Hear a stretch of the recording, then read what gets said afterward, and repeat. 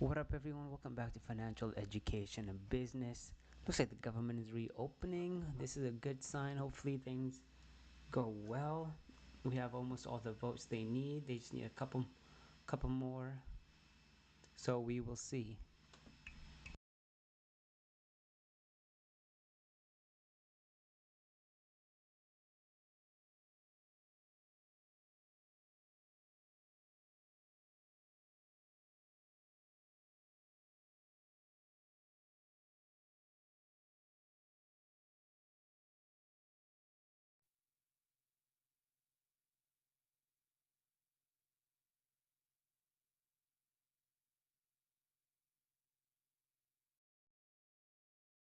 In Central Florida, starting from only $5,995 at H and Sons Construction. We make it simple for homeowners in Central Florida. Right now, save big and get.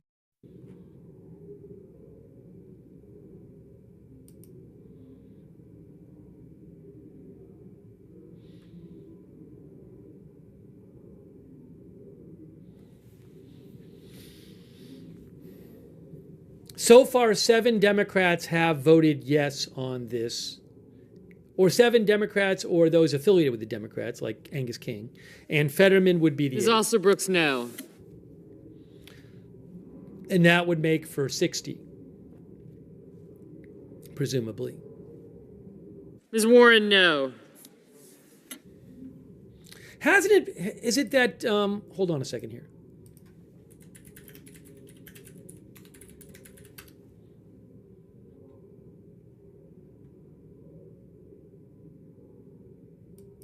Yeah, so I know, Fox News today said it's unclear if Rand Paul will vote yes.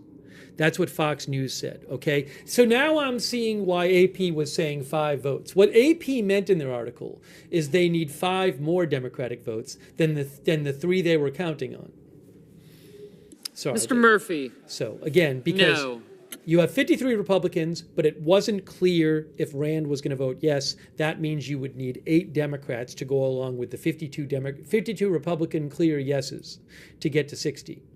And so far, we have 7 Democrats, including Angus King as a Democrat, vote, and Fetterman would be the 8th.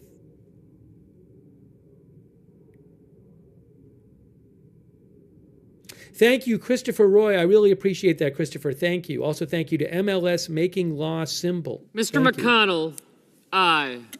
Thanks, Andrew Schlegel and Paper City Gamer Jeff. Thank you, and Gen X. And also David Ashby III. Thanks so much, David Ashby. And also Brendan Clark. Thank you, Brendan. So this is the key vote that would end the filibuster that was happening on this legislation. That would basically end the debate and move it to a vote. This is the vote that they couldn't get passed during the shutdown, but it looks like they're going to get past it now if nothing crazy happens. Mr. Whitehouse, no.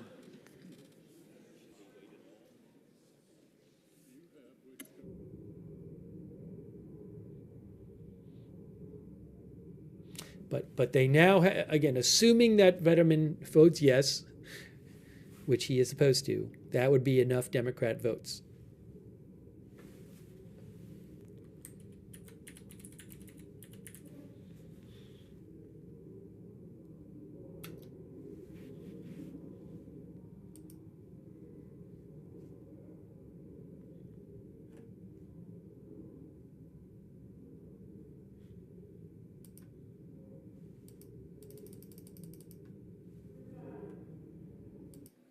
Mr. Fetterman, aye. That is Fetterman. There you go. Fetterman just Warnock. voted yes. No. So there it is. The 8 Democratic votes now are in. Fetterman just voted yes. That is 8 Democratic votes. So if the Republicans all vote for it, except for Rand Paul, because he's unclear, that will mean 60. There you go. So that is it. No more Democrats are needed now for this vote to pass. Mr. Risch, aye.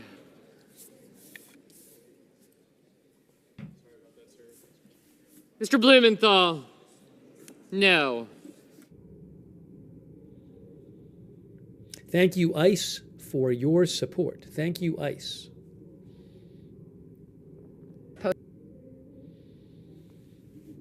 If you look here, it says this is the vote to invoke cloture.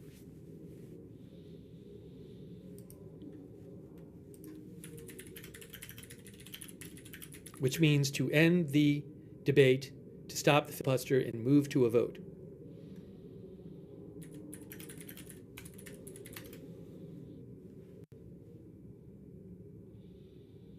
A roll call vote is a vote. It's just a specific type of vote in the Senate. Mr. Hawley, aye.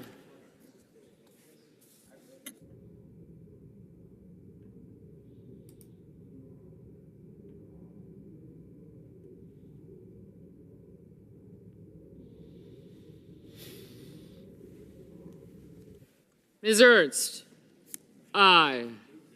This is a vote where all the votes are, each senator's vote is recorded by name explicitly.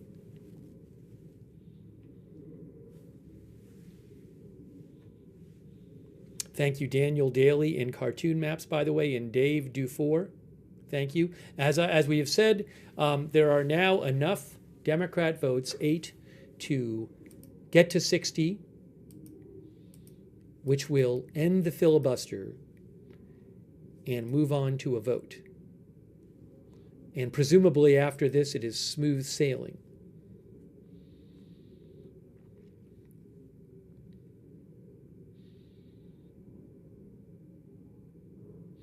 Again, the 8 Democrat votes are Cortez Masto, Durbin, Fetterman, Hassan, Kaine, King, who's independent but votes with Democrats usually, Rosen, and Shaheen.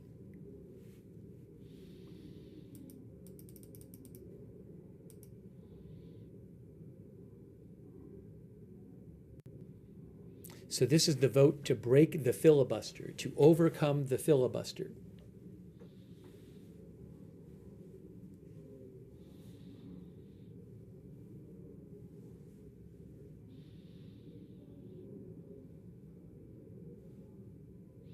Thank you, Mr. Classic. Thank you, Daniel Daly. Now, once the Senate passes this legislation, the House will have to come back to D.C. and pass it, which they are expected to do. Then President Trump will sign it as he is expected to do. Thank you, Booba Tuba on Twitch for your support. Popcorn Fart for your support on Twitch as well.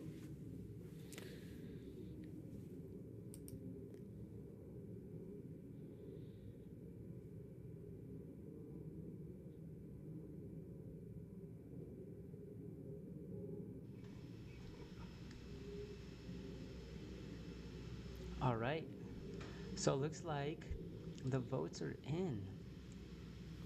The votes are in. This is really good news. So we're just waiting for 5 more Republicans to vote and get to 60. But that's going to happen.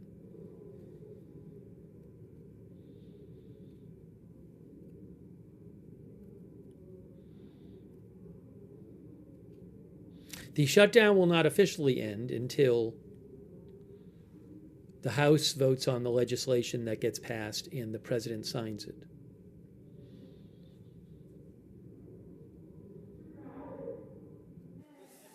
Mr. Grassley, aye. 56 now. That was Chuck Grassley voting yes. 4 more votes from Republicans needed.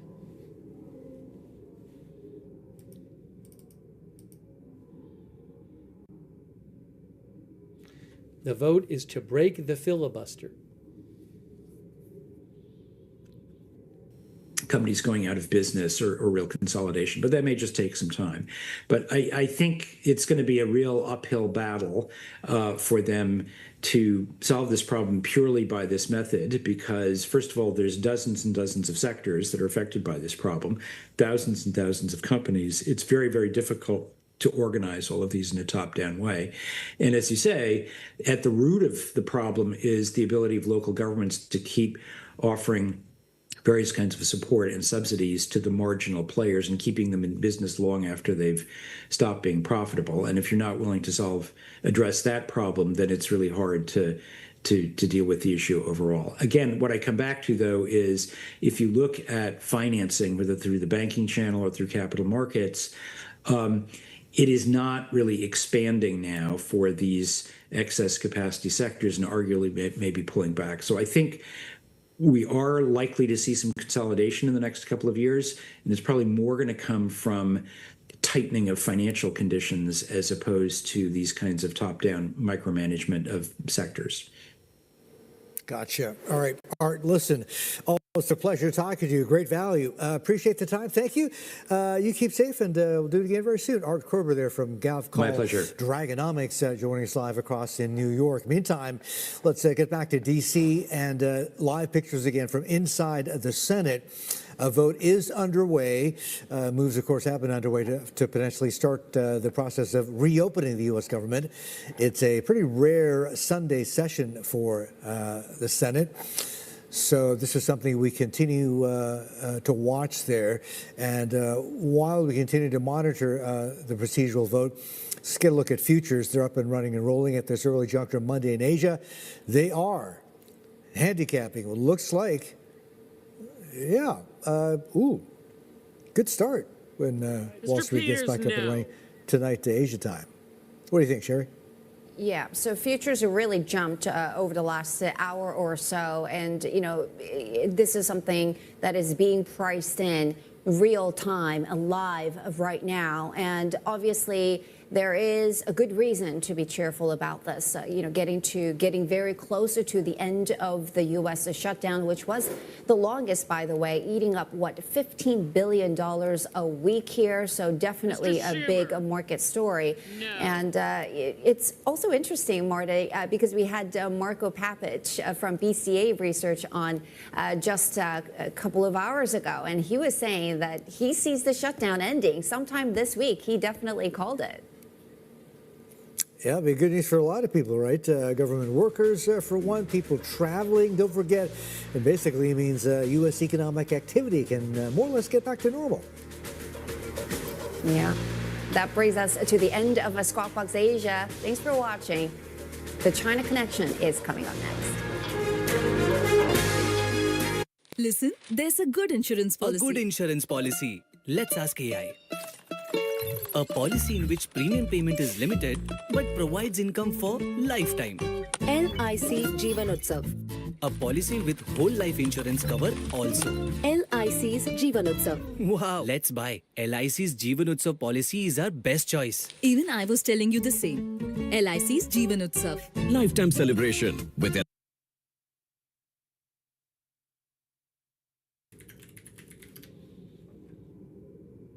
The filibuster is a tactic by which the I think any senator it is, isn't it, can delay a vote. Mrs. Gillibrand, no.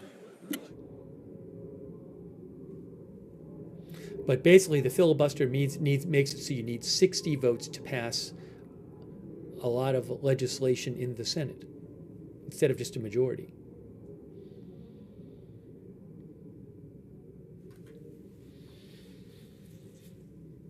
How long is the session? I think the official voting session is over, but they'll just hold it open until enough people vote.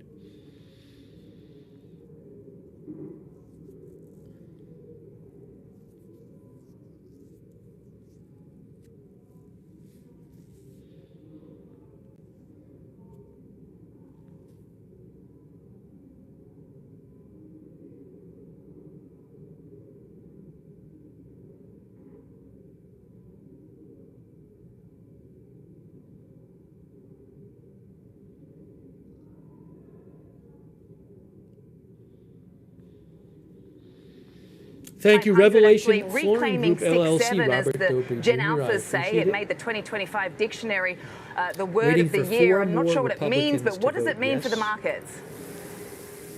Not sure what it means either, but we are seeing a know nice that little any rebound other here in Democrats today's will vote session. Actually, if you're looking at it, we're going to see around, let's say, 80% of the stocks. Mr. Booker, no. 76% of the stocks in the S&P 500 in the green so far here. And we did see, obviously, some red on the screen, but it is turning around. Not only the broadening out that we've been kind of talking about over the last 24 to 48 hours here, but you So are now basically, starting to see it's technology we need 4 votes left. You are seeing NVIDIA We actually have catching 40 a little bit of a names. bid after testing around that $180 level. And now we are seeing it actually move a little bit aggressively higher here. If you kind of look at the levels from this morning, for the most part, we did So it'll be violate that 60, lower 40. end of that range, but we consolidated. We started breaking a little bit higher. And now we're above that 6,700 Thanks, Text Drone, area. our member. And we're trying to proceed even higher here. I mean, we only have 2 more minutes left to go in the close, but we obviously do see a little bit more of a risk on tone taking place in the market. If you're kind of looking at the close here, 67.20 is really where I'm looking at as the area of resistance. That's where you're seeing a significant amount of call activity taking place, but we might be seeing a squeeze taking place, at least so far. And then maybe we don't see any type of move to the downside, but if you are looking at a downside move here or a pullback for the last 2 minutes, 6,700 would be your pen risk area for today's session.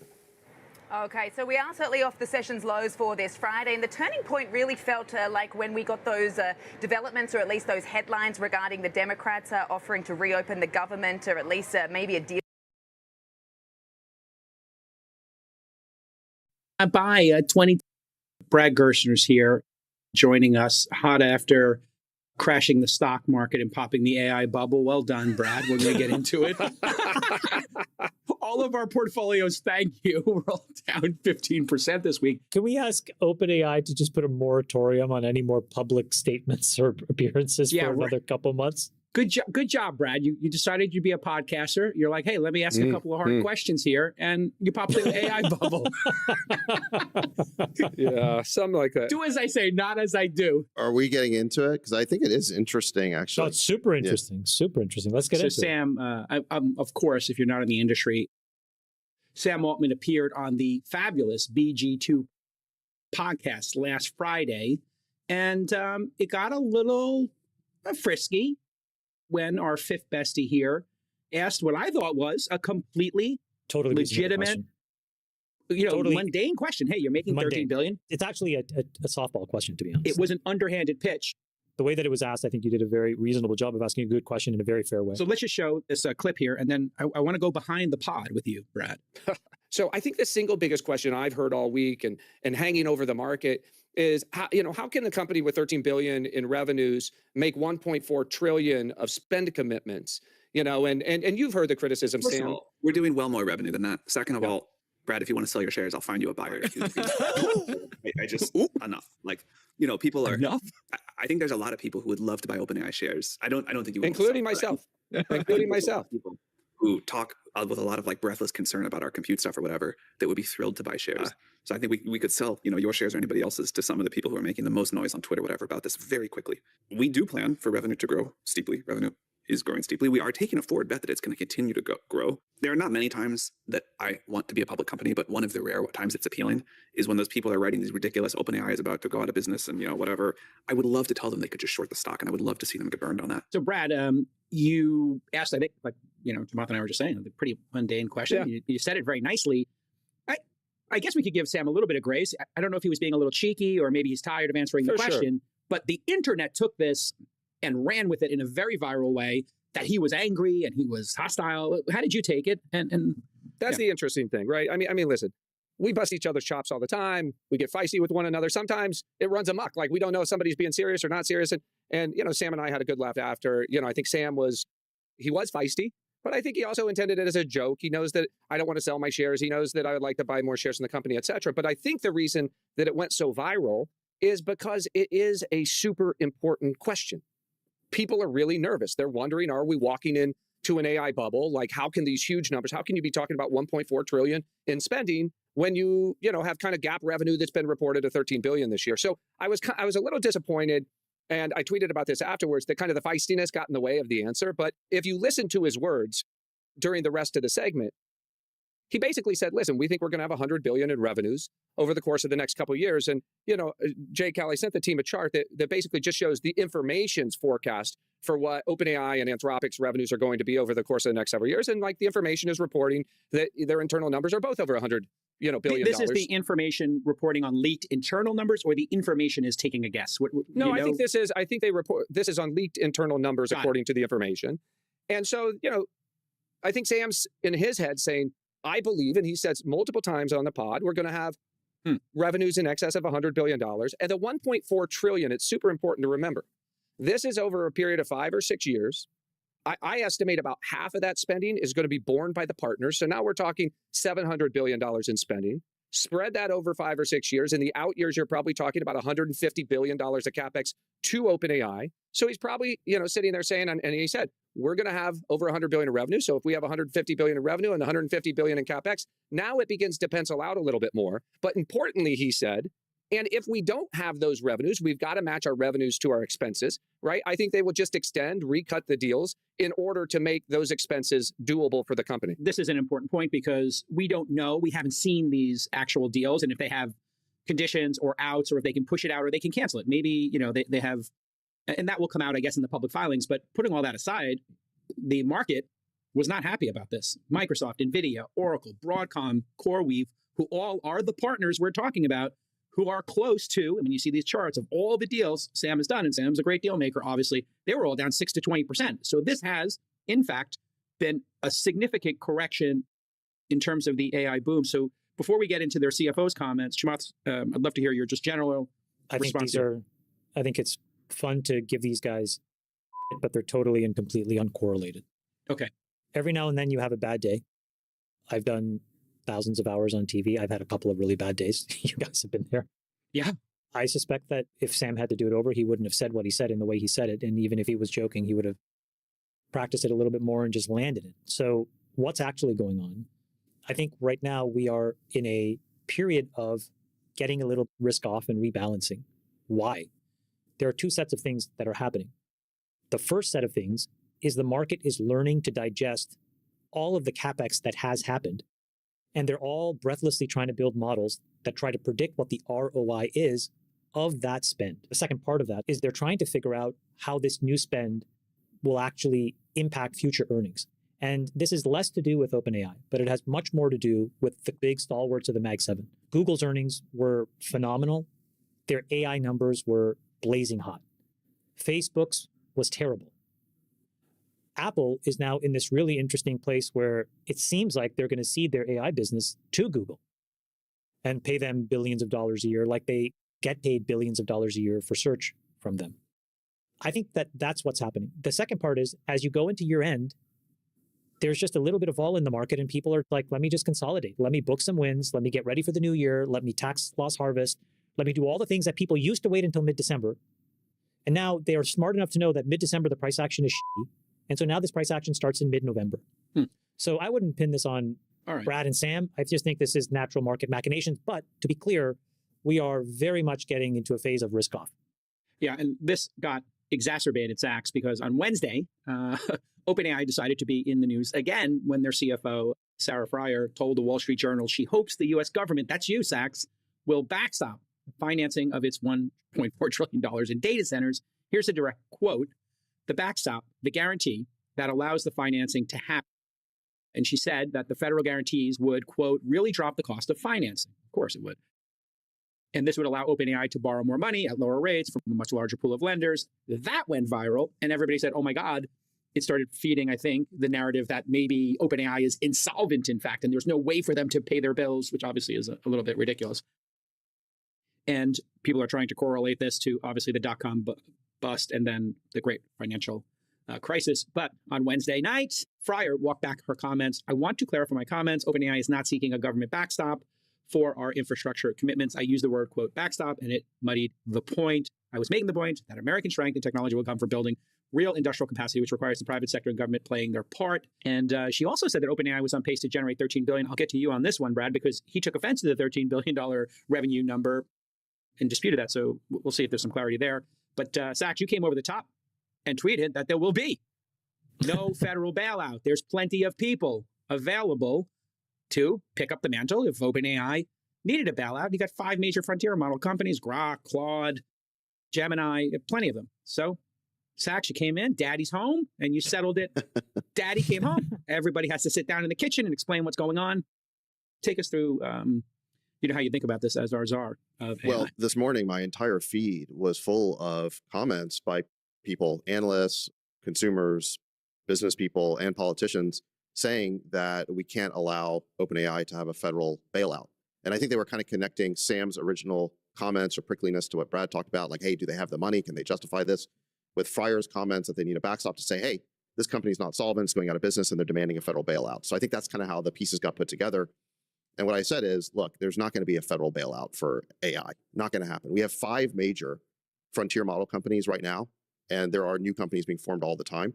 And if one of them fails, hey, it's going to go out of business, and the other ones are going to replace it. So nobody is talking about a bailout. In fact, I would say that the AI sector is maybe one of the healthiest, meaning most competitive sectors of the entire American economy right now, to the extent that you just love ruthless competition, driving innovation. That's what we have right now. So if one of these companies gets over its skis and ends up going bankrupt, the chips are going to fall where they may. And I've never heard anyone serious disputing that fact. Now, I also made the point, which I think is important, that to give OpenAI the benefit of the doubt, I don't think anyone at OpenAI was asking for a bailout. If you watch the video with Sarah Frier, she's clearly searching for the right word to describe what she's trying to say, and then she settles on a word that she now regrets, which is backstop. Definitely not the right word. So I don't think they are asking for a bailout. I don't know what she meant by backstop. Doesn't make sense. So I think this is a little bit of a tempest in a teapot. What I think is important, and I think maybe where she was going, is that I do think that we want to make it easier to build infrastructure in this country. And that means making permitting easier, making power generation easier. That's all about regulatory reform. And I think that the goal here is to enable a rapid infrastructure build out without increasing residential rates for electricity, which nobody wants. And that's in the process of potentially creating a little bit of a NIMBY backlash, is when local communities fear that their electricity rates are going to go up because someone wants to build a data center. That's the thing we have to combat. But the way that you solve that problem is by making it easier for these AI companies to stand up their own power generation behind the meter.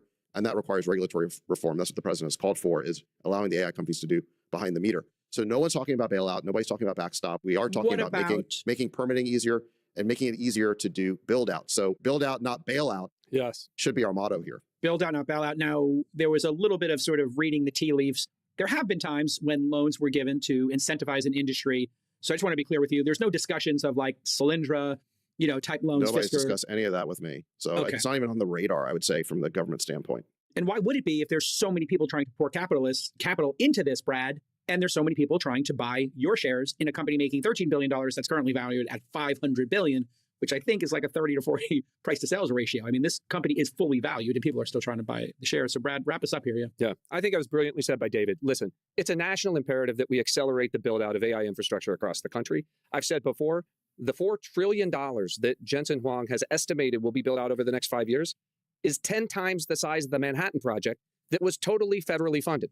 Okay, and this is all being privately funded, but it wouldn't be possible without the government, Secretary Wright, others, Bergrum, et cetera, clearing out of the way the regulatory hurdles. You heard on the same pod, that power is really the gating issue here. And so it's been amazing to see what the federal government is doing. I think that's what Sarah was trying to get to, that they need to have a public-private partnership. They're going to do their job, raise their money. Backstop was not the right choice of words, but they, I know, and I talked to Sarah this morning about this, are deeply grateful for what the federal government is doing to accelerate the build-out of power and infrastructure. And the federal government could do that without taking risk on their own balance sheet. In fact, we've seen some of the investments they've made as a result of the Japanese deal they got on tariffs. They can reinvest those dollars to accelerate some of the nuclear build-out, et cetera. By the way, Sam just posted something about 15 minutes ago, and he was pretty authoritative in addressing the 3 critical questions.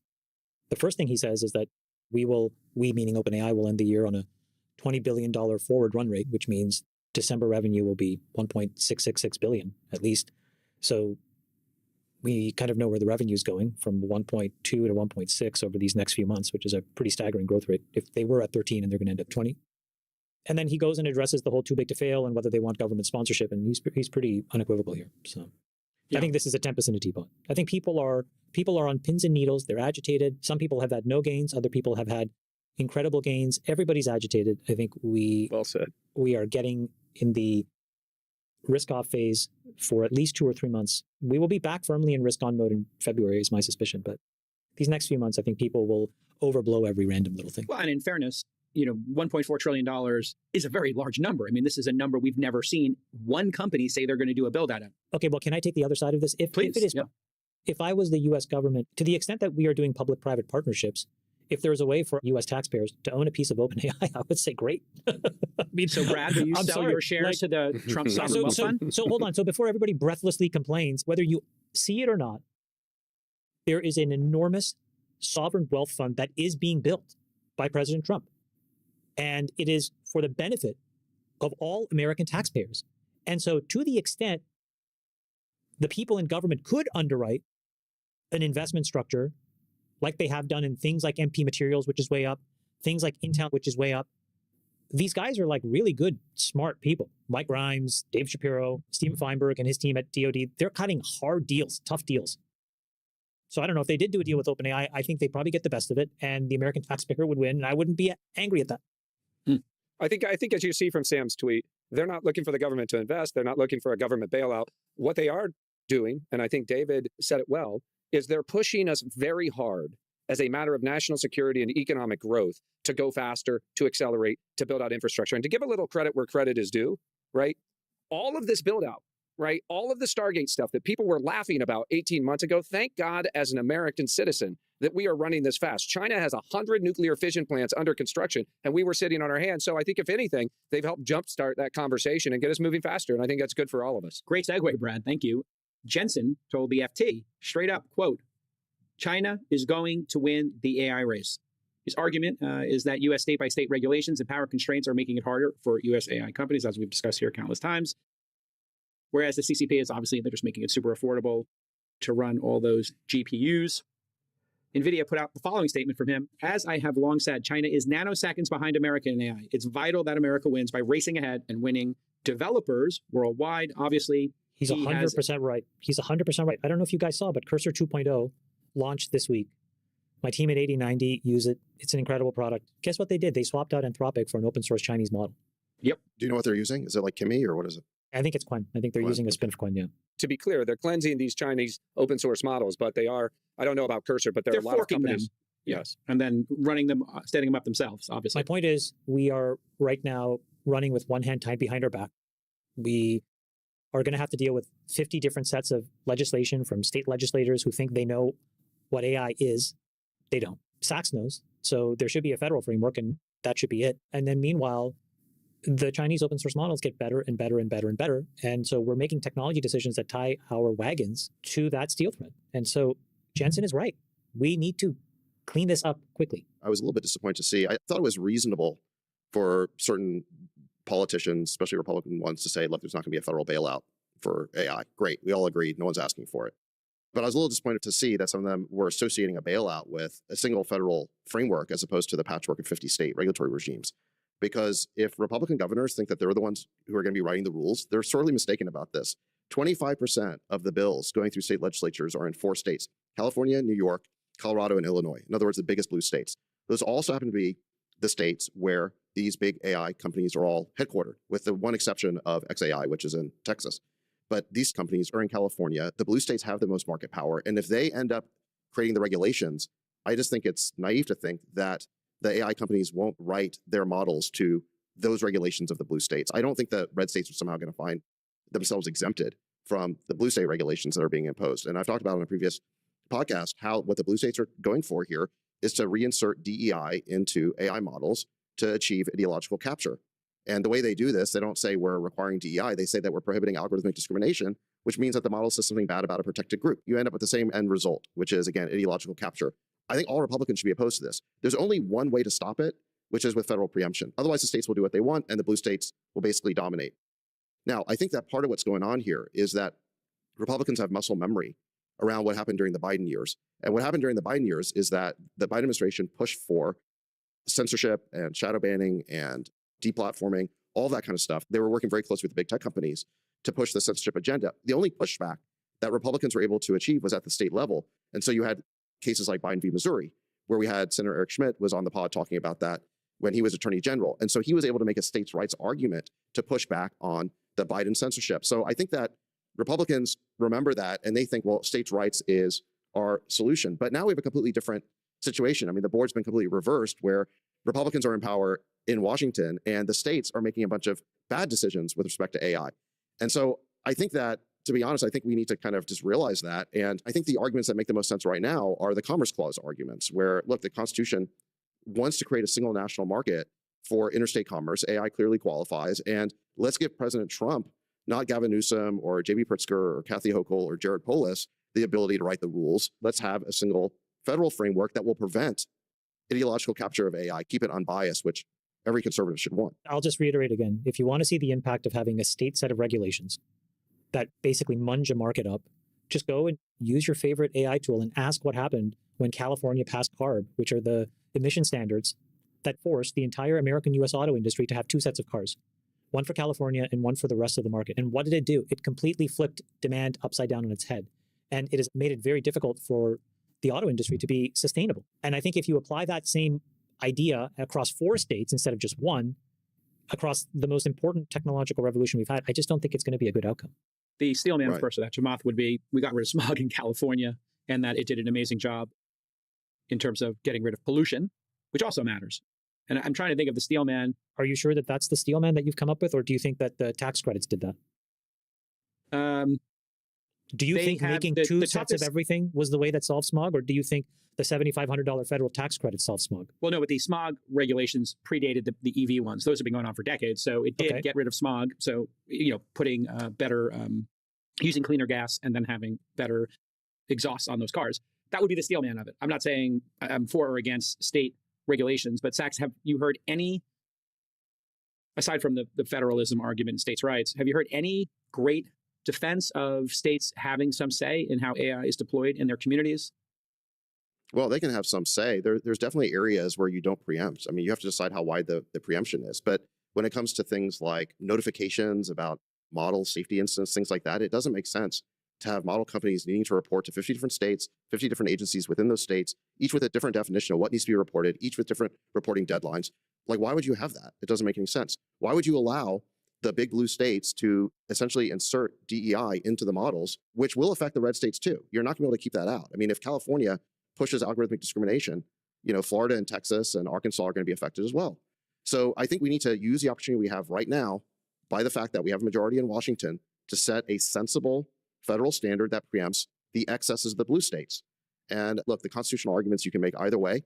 I personally believe in the Commerce Clause, but I think when it comes to the merits of the policy argument, we should let Donald Trump write these rules. Let me just say one other thing. Part of what's going on here on the right is that there's so much anger towards the big tech companies for what happened during the Biden years with censorship and deplatforming, that I think there's just this knee-jerk reaction where we don't want to do anything to help the tech companies. We just want to hurt them. And I think we just have to have a more nuanced approach than that, because the question is, what will the result be? Look, no one was more critical of the big tech companies engaging in censorship in Silicon Valley than me when Donald Trump was kicked off every big tech platform. I think I was literally the only person in Silicon Valley who was publicly objecting to that on this podcast. So I'm perfectly willing to criticize the big tech companies when they make a mistake. But when they're engaging in healthy competition and innovation, and we want to prevent ideological capture, and that's what we're talking about, let's make sure it ends up in the right place, not disengage in this knee-jerk anti-tech reaction, which will play into the hands of the blue state governors. We're in this race to win AI globally.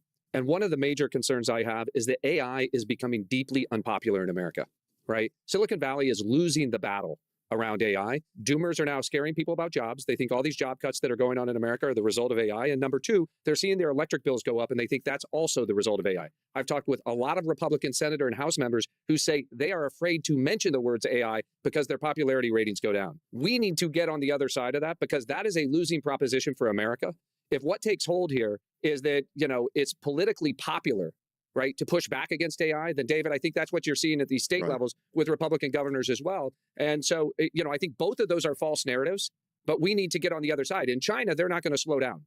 So if we do an own goal here and slow down because we think somehow that this is the path to greater economic growth, it's going to be a real problem, both national security as well as economic security 3-5 years down the line. Yeah, can I build on that actually? So in terms of the public discourse, it's true that the doomer narratives have had this tremendous effect that you can see in the poll numbers, and then the politicians feel like they can basically play into that in one way or another.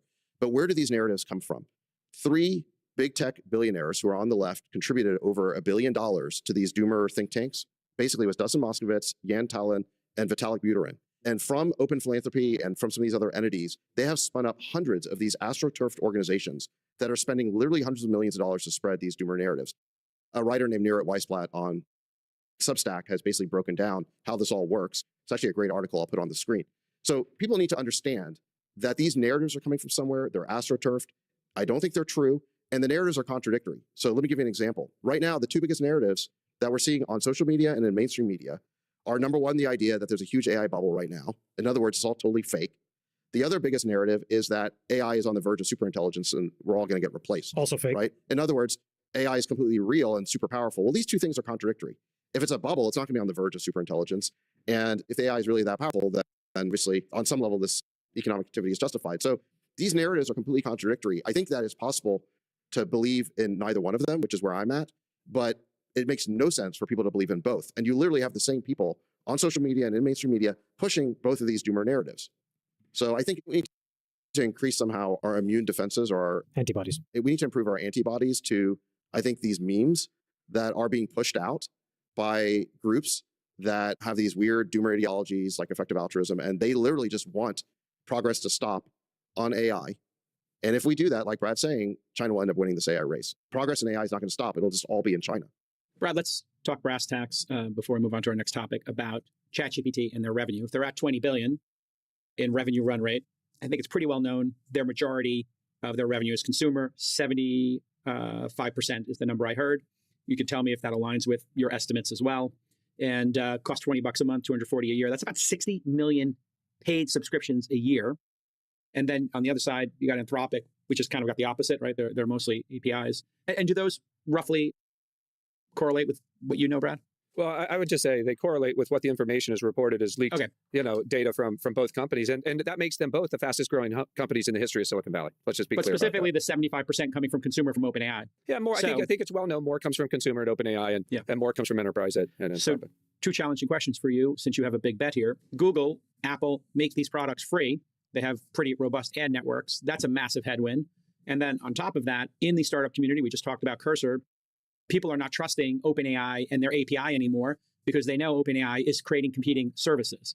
And so there is a big movement in the startup community to not use OpenAI's API products. How confident are you that with those two headwinds, free for consumers and better products, right? Gemini is a great product, Grok's a great product, Claude's a great product, a lot of great product out there. And I don't think consumers can tell the difference. Why would they pay $240 if they can get it for free from Google? And then second, startups are realizing, hey, Sam has to make a lot of money. Therefore, he's going to do what Microsoft did. There was a company called Lotus 123. There's a company called WordPerfect that were on the Microsoft platform, Windows, and then Microsoft killed them. People right now are experiencing that from OpenAI.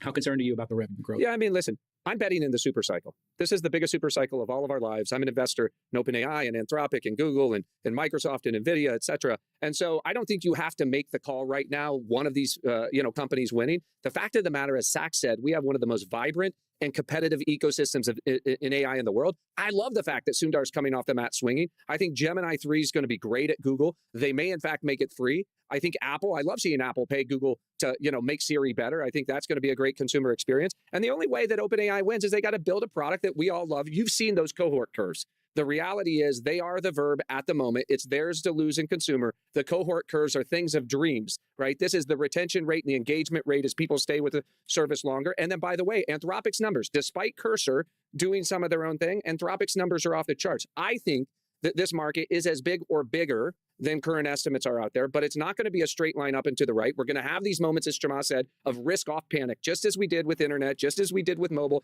just as we did with cloud. The key here is, as an investor, is conviction. There is a massive conviction tax to be paid, right? If you lack conviction and sell when these things are down, I'm going to bet on the super cycle, but I'm betting over a much longer period of time than most people. And amongst the startups out there, they basically believe Claude is not trying to take their business. And Claude has been very careful to say, hey, we're not going to encroach into the application layer. So, all right. By the way, the most impressive revenue chart when you showed that leak from OpenAI was Anthropic. If that revenue chart is real, what's really impressive is Anthropic is not really in a J curve at all. And they get to very similar points of free cash flow, but will not have burned through near as much capital to get there. That's my singularly interesting observation about this chart. Can I say again, those numbers are... If it's real. Yeah, if it's real. As reported by the information. But what I would say about that is this. I've been forecasting companies for 25 years. I know the numbers today. Sam just told us $20 billion run rate, end of the year for OpenAI. everybody who is forecasting 3 years out on these companies is totally guessing, right? Like, that's why I said time is on your side if you're betting over a 5 to 10 year horizon. But if you think with precision that the company itself can forecast what's going to be happening in 3 years, I think you're misleading yourself, right? So we'll see. I think it's going to be a lot bigger, could be even bigger than those numbers.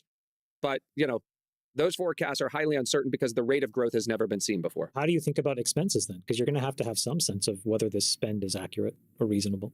I think you have to build in an expense structure that has the flexibility. So if the numbers don't show up, that you have the ability to extend your obligation. So that's why I was saying, I don't think this 1.4 trillion, I think it's kind of the red herring out there. I think it's kind of a fake made up number. It's all of the obligations of all of the deals that have been announced. And the truth of the matter is only a portion of that is borne by OpenAI. And I'm certain there's flexibility in all of those deals to match the expenses with the revenue side. But listen, let's deal on the opposite case, Chamath.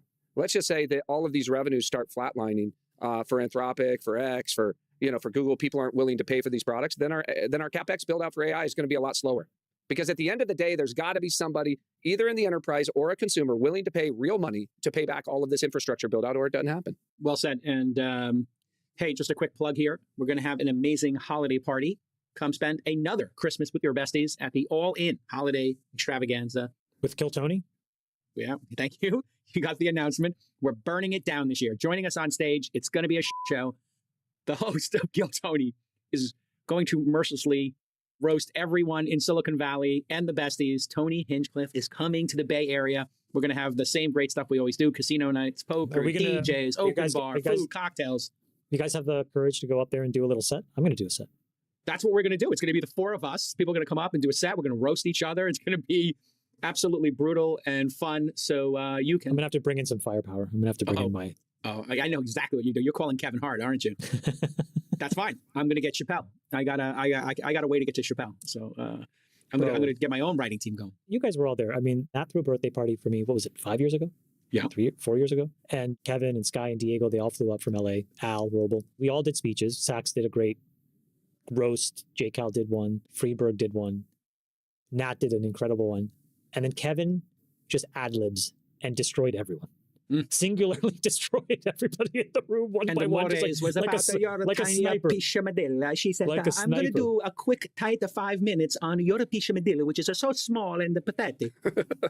And so go to allin.com/events and you get to come. Make jokes about Chamath's tiny penis. Join us for the All-In Spectacular. That's worth the price of admission alone. Allin.com/events. It's going to be off the chain. If you want to do something fun, it's hard to throw a holiday party. Why not buy 20 tickets? You bring your whole company and you can buy a group ticket. Individual tickets available, group tickets available. And, you get your logo on the step and repeat, all kinds of great stuff. Outsource your holiday party to us. We'll make it better. Okay. I'll do that at 8090. Yeah, I'll outsource our holiday party. 8090, just outsource it. Sachs, you could outsource it for your 370 domestic staff. They can all come. All right, listen, we got to talk about markets. We got Brad here, our fifth bestie. Stock market pulling back, as Chamath just said. Hey, we're going to be risk off. And we have been getting a lot of data, a lot of hand-wringing going on, Brad. GDP growth, hey, maybe that's mostly due to AI. The unemployment rate's ticking up. Inflation's ticking up. Lots of concerning signs. Help us make sense of this, Brad.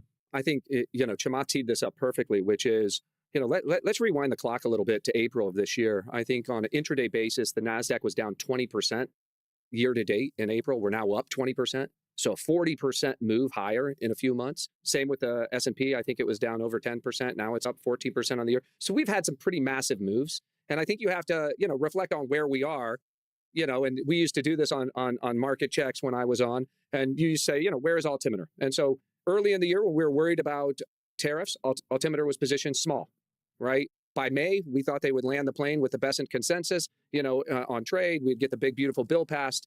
And we went to kind of extra large positioning, and we've been there most of the year. And so now we're back to kind of Chamath just nailed it. We're back to kind of medium, small positioning in the market. And I'll walk through a couple slides as to the reasoning for that. Maybe we can kick it around a little bit. The first one is just there's growing signs, the consumer is pulling back. And, you heard it out of Chipotle, you heard it out of Cava, you heard it out of NCL, you heard it out of JetBlue. And the nature of it is we have this two-tier economy. The low-end consumer is faltering. The higher-end consumer is hanging in there. But the consumer thing's making people nervous. Now, compounding that is U.S. credit card delinquencies are now back to 2009 levels, right? Uh-oh. And so you have, consumer cracking a little bit, delinquencies, and now we're seeing regional banks roll over, et cetera. We're seeing the credit markets beginning to crack a little bit, credit spreads blowing out a little bit. And then if you go to this next slide, this goes to what Sachs has talked a lot about on this pod, that we're still in highly restrictive territory when you look at the 10-year tips. The Fed is still, got the market tight because they're seeing, the market at all-time highs. They're seeing AI stocks rip. But under the surface, I think there's a lot of concern and question about what's going on. The good news about this is we still have firepower. So what's gone on in this earnings season? This next slide, basically earnings have come in really strong. So we have 70% of companies that are beating. They're beating by wide margins, in earnings. But if you look at the forecast, basically earnings have come in about 11% higher than last year. And the stocks are up about 13 or 14%. But the real question is as we roll into next year. And so, Scott Bessent on the one hand is saying, listen, in Q1, we're going to have some big tax refunds because of no tax on tips, no tax on overtime. And he thinks that'll give it a boost. But clearly you hear them pounding the table that we need to get rates down. I tend to agree. The low-end consumer who pays a lot on their credit cards, on their car loan, et cetera, is clearly hurting. We see these layoffs. These layoffs are hurting some of these people as well. And so when you look at the multiples of the market, how do we look at it from an altimeter perspective? We still believe that owning all of compute like we have for 3 years and this AI trade has room to run. But there, obviously, multiples have come up a lot. I talked about a 40% move from the bottom this year. And so you can just take your position size and make it a little bit smaller. So in the world of less or more, I think Chamath's exactly right. There's a pause as we head in over the course of the next couple months, reflected by the stuff that we're doing. But I do think the economy is set up as we head into next year. There's been a total decoupling. Yeah. It used to be the case that as goes Main Street, so goes Wall Street, or vice versa. The unfortunate reality is that there's a handful of companies that have bids that are, as you said, totally speculative and well into the future, but they are so well bid and they're so highly valued that they drag the entire indices forward, even though underneath the waterline, you're leaving 493 companies behind. And the reality is that those companies that more accurately reflect what's happening to middle income America are not doing so well. And so we need to find some visible wins in the domestic policy arena. I think that that's what we need now, because if you think of each year of a presidency as an act in 3 parts, I think Act 1 was tariffs. I think Act 2 has been foreign policy. And now it's an opportunity for Act 3 to refocus on domestic earnings and the domestic wealth effect of middle income Americans. I think that's what has to happen. And there's a lot of clever ways, by the way, that we can do this. I've mentioned this before, but I think the really interesting opportunity for us is to use the money that's been committed by all of these countries as part of their trade negotiations. Like if you add up the money that was committed from Japan to South Korea to the Middle Eastern countries, you're talking trillions of dollars. I think it's like 3.2 trillion is the number. So it's an enormous amount of capital that can improve the state of earnings of the middle class. And I think we need to figure out a way to more aggressively put that money to work now. I think that that's what needs to happen, I think. If you look at some of these other markets, it's really incredible. Bitcoin is about to break through 100,000 to the downside, which I think is a psychological barrier that probably has another 5 or 10% more to run. There's a dispersion happening in the Mag 7 as of this past quarter earnings. So I think all of it has to get sorted out. You nailed it. 29 days ago, I talked to you guys a little bit about the net approval rating here and how the country's feeling. And you can see Trump's net approval rating, 9.4. We're going to get to the election as well because it dovetails really nicely with this discussion. It's gotten worse. Here's the numbers from November. It's gotten 30% worse. Now Trump's down 13%. I attribute it, I think, to the fact that we've had all this layoff news. Inflation ticked up to 3%. Everybody knows it was down at 2.3. We had made great progress on it, but now it went back up. And there's a lot of survey data going on right now. And I think if you look at this next chart, it's super interesting. What gets all the press is the foreign policy, right? We're talking about wars ending and great job in the Middle East for Trump and Jared and the team. Border security, immigration, of course, a big win in terms of shutting the border, bit controversial on ICE, but that's my personal stuff. So I'll leave it out here and we'll just talk about brass tacks. If you look at where the country feels Trump has fallen short, it's where he's strongest or where he was elected for being so strong. Look at these last 3 here, Chamath. The economy, 63% believe Trump has fallen short. Looking out for the middle class, this is the one that should be the most disturbing. 65% of the country believes he's fallen short, and inflation and the cost of living, 66%. If you look at this next chart, this one has been trending online. And I've been talking about unemployment, and I've been attributing it to AI. I know some people think I'm crying wolf here, or I'm the boy who cried wolf, but the statistics are starting to trend towards my position, I believe. And if you look at people who are aged 20 to 24, they're at 9.2% unemployment, and it is spiking. Why is it spiking? I can tell you from the front lines, hiring young people and being at startups with young people in them, and talking to them about their contemporaries, as companies cut and they use AI to solve problems, they're saying hiring young people and training them is not as rewarding or efficient as training an AI to do the same task. And why do you keep thinking it's AI? Even the Amazon cuts, Andy Jassy on the earnings call said, this is not AI. This is us digesting all this hiring through ZERP and DEI. Yeah, I can answer that. Yeah, for sure. He did say that. He did also say in his memo before that he thought there would be a lot of changes because of AI, and they had the leak memo that they would not be hiring those. But I'm talking here specifically about youth people. And so I'll take Jassy at his word. Those 30,000 people are just redundancies. But what I'm seeing on the ground, because I work with startups and I work with young folks who are in them, their contemporaries are not finding jobs. And the companies that we see and the companies that are selling the technology solutions are getting rid of what I'll call the entry-level white-collar work. In addition to this, student loan delinquency is also going up massively. They had a big hiatus. Yeah, but doesn't this indicate that there's no ROI to this expensive degree in a lot of cases that these kids are being sold? They're being forced into all this debt. This has been going on since before November of 2022 when ChatGPT launched. I don't think AI has had enough time to have a huge impact on this. Yeah, in this case, I think you're wrong, respectfully, even though you're the czar of AI. I'm seeing it with young folks, and I'm seeing it with the software that the companies I'm investing in are deploying in other companies. But we'll see who's right in the coming months. And that inflation back up to 3%. And so this is going to make it particularly hard to cut rates, because the reason, when we go back to slide number 3 there, the reason why people feel Trump has fallen so short on the economy and taking care of the middle class is because of inflation. Trump said over and over again, and some people in the administration have been very publicly gaslighting, in my opinion, the country, saying, hey, inflation's not happening. Inflation is happening. And Trump sold people that prices would go down. We're back up to 3% inflation, folks. Not only is it not going down, it's going up. And I think when you put together what people are seeing, this focus on a ballroom being added, focus on tariffs, things that Americans are not seeing hit their wages, and they're seeing their kids not be able to get jobs at 9%. This is what's concerning Americans. Trump has failed the middle class. That's the bottom line here. I don't think that that's true. The country does, 66% of them. I think everybody can find a piece of data to hang their bias on. And I think that what this most recent spate of elections show is that most people are looking for some form of a price break. And so if you're a New York mayoral candidate and you offer giveaways, you get a lot of attention. If you're running for governor and you offer giveaways, you get a lot of attention. The question is, why is that happening? And I think it's fair to say that the reason why that's happening is that we have now spent a lot of time setting the table for a wave of domestic policy initiatives. And I think now is just the opportunity to follow through on those. I think that what we need to do is we need to just figure out where the pressure is. And I think Trump is doing this. So for example, today he announced the Eli Lilly and Novo Nordisk would be selling GLP-1s for like $149 a dose. I think that's good. Is it as expansive? I think it could be probably more expansive. But there are all of these other programs that I think need to get addressed. The student loan thing is a key one. It's time for legislation that says we're going to stop federally underwriting these things.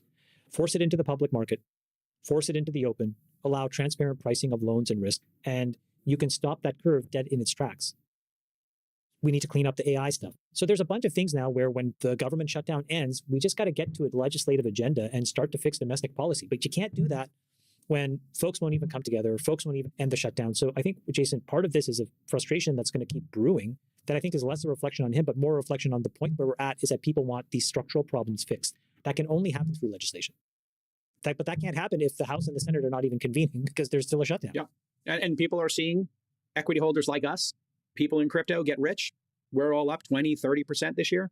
And the working man in this country and the working woman is not. That's the truth of it. And I think that's why, and 60%, by the way, 65% of the country blame the Republicans for the shutdown, and people aren't getting food stamps, and people aren't getting paid, and people see their healthcare prices are about to spike. So we're doing all these tax cuts. It's great that the economy's ripping for equity holders, but there's a reason why 2/3 of the country feels this administration has failed the working man. It's time to get back to work. It's time for Trump and his group to get focused on the people who put him there, not just the people like us who are extremely affluent already. What do you think, Brad? If you're right, and we have inflation over 3% next November, and you have higher youth unemployment, and the economy is only growing at 1.5%, and interest rates stay high, then I think it'll be a rough midterm for the Republicans. I don't actually think that's the flight path for the country. I actually think you are going to get 3 to 4 rate cuts. I actually think you are going to see a reacceleration of GDP. I don't think that these job cuts are the result of AI, but that's what makes a market. I think you heard the president say after the elections this week that, that there are a lot of things around affordability that got to be delivered that aren't being delivered. And that number one affordability issue starts with interest rates being lower. And he's been pounding the table on that all year long. But listen, I think a big mistake by Republicans in this last election cycle is they weren't talking about affordability. And the people they lost to were talking about affordability. So I think on that score, you're correct. But I happen to think that inflation is going to continue rolling over. I think you see some one-time effects in here. And so I'll take the under, Jason, Cool. Yeah, with no, you. And I can have a little side wager. I'm just I'll sharing take the the under data, next year. so Can I respond? of course, yeah, that's why we're Yeah, here. you're really good at finding these cherry picked charts. So let me show you a couple of them. So with respect to How the are they job, cherry-picked? well, you find, like Jamal said, you find charts or polls that support the point you're trying to make, which is fine. But let me just show you a couple other ones to provide some balance. So U.S. white collar jobs as a percent of total employment in the U.S. Very steady line. You see a blip there around COVID because so many blue collar jobs were lost. That created the percentage of white collar to bounce up. But post COVID, it's been on a very stable trajectory. If it were true that we were seeing massive AI job loss, you would see the percent of white collar jobs dropping in the economy. That has not happened. Okay. And every time there's some sort of job loss story, you glom onto it being AI related, like you did with Amazon. And then Andy Jassy comes out and refutes that. And then you're, oh, no, I'm talking about something in the future. So like Just you like to one note toggle. about your chart here. You'd Just like to one note about toggle. your chart. That chart ends in the first quarter of 2025, so it's missing the last two quarters. So So now you're saying that chart to all of a chart. sudden this has just happened in the last 6 months. No, it's flat. You can see it's flat there for the 4 years, the percentage on your own chart, and that only goes to Q1. But sure, keep going. I don't see a big change here in the percent of white collar jobs. Yeah, I'm not even sure this is relevant without the Of last course 6 it months is. of data. If there was some sort of job shock in the economy, it would be white collar jobs who'd be affected, right? Well, I think the white collar jobs amongst young you're all people over are the the ones place with showing this up. narrative. Whenever we point out no, it's very clear. I think it's happening with young folks, and then the number of layoffs right now is the largest number of layoffs we've had in a quarter since 2003. So this has been a lot of layoffs. I know it's hard to hear, Sachs, but this has been the largest number of layoffs in 20 years. It's not hard to hear. I think, look, you keep bringing up these anecdotes, and the plural of anecdotes is not data. So in any event, when I look at this chart, I see that there is no job loss shock in the economy. And that's what you've been claiming. And every time we specifically refute your anecdote, you're like, oh, no, that's going to happen in the future. So you don't know what the cause of that is. The cause of that could be the fact that all these kids graduating from college are woke and majored in degrees that don't have economic value. You don't know what the problem is. You're just glomming onto this AI story because you just like it. You like this narrative, and you're repeating I this told like you doomer narrative that's been fed to the by the media. Okay.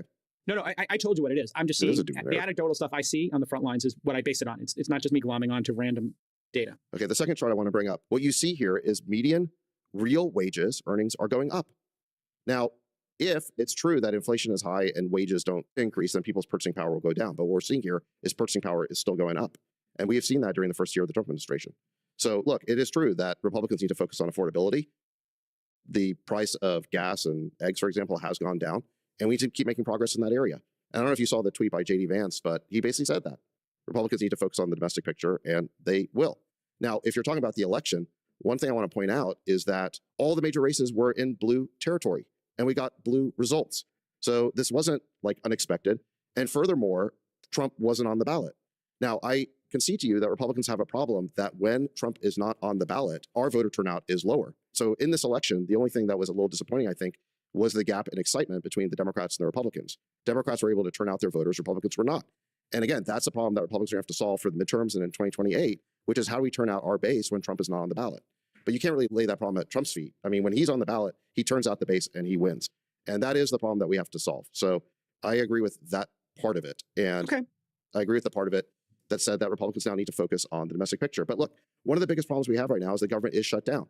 Who does the public blame for that? Unfortunately, they're going to blame the party that's in power, not realizing that the reason why the Democrats are able to shut down the government is because of the filibuster. So unfortunately, I think the public perceives that they gave power to Republicans, but the government is shut down. The reason for that is because Democrats can shut down the government with just 41 votes, basically. And President Trump has called for getting rid of the filibuster. If the Democrats won't reopen the government, I think we should do that. By the way, just to go off on this tangent for a second, most people don't understand the filibuster or how it works or why that's even a part of democracy. Basically, what it says is that for votes where the filibuster is in play, you need 60 votes. You need a supermajority in the Senate as opposed to 50. If you ask most people in the country what is democracy, they would say it's 50 plus one in the House, 50 plus one in the Senate, and the presidency. That's all you need. But that's not true. And the question is, if Democrats won't reopen the government, then I think Republicans are within their rights to get rid of this filibuster. And we know the Democrats will do it. The next time the Democrats have the trifecta, they will absolutely get rid of the filibuster. We know that's true because when we interviewed Joe Manchin, he was very clear. He was asked by Schumer and Biden, let's vote out the filibuster. And he drew a bright line in the sand and said, no, but you're right, they would have. And we're getting to a place where if these folks in the Senate and the House don't get back to work soon, there will be no domestic policy agenda that gets passed. There's critical crypto legislation, AI legislation, there's domestic healthcare and other legislation that has to have a chance to see the light of day.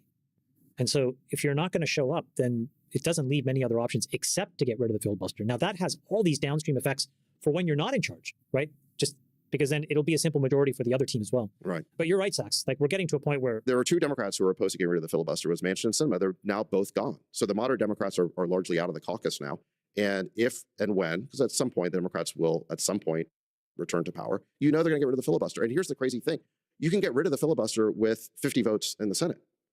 I don't think people realize that. So basically, you've got this custom, because that's all it is a custom or convention or tradition in the Senate of having this filibuster vote. But the majority can just get rid of it. And the Democrats already said they're going to. So why would the Republicans foolishly abide by this sort of gentleman's agreement that doesn't exist anymore, hold themselves to a 60-vote majority? The country gave President Trump a mandate.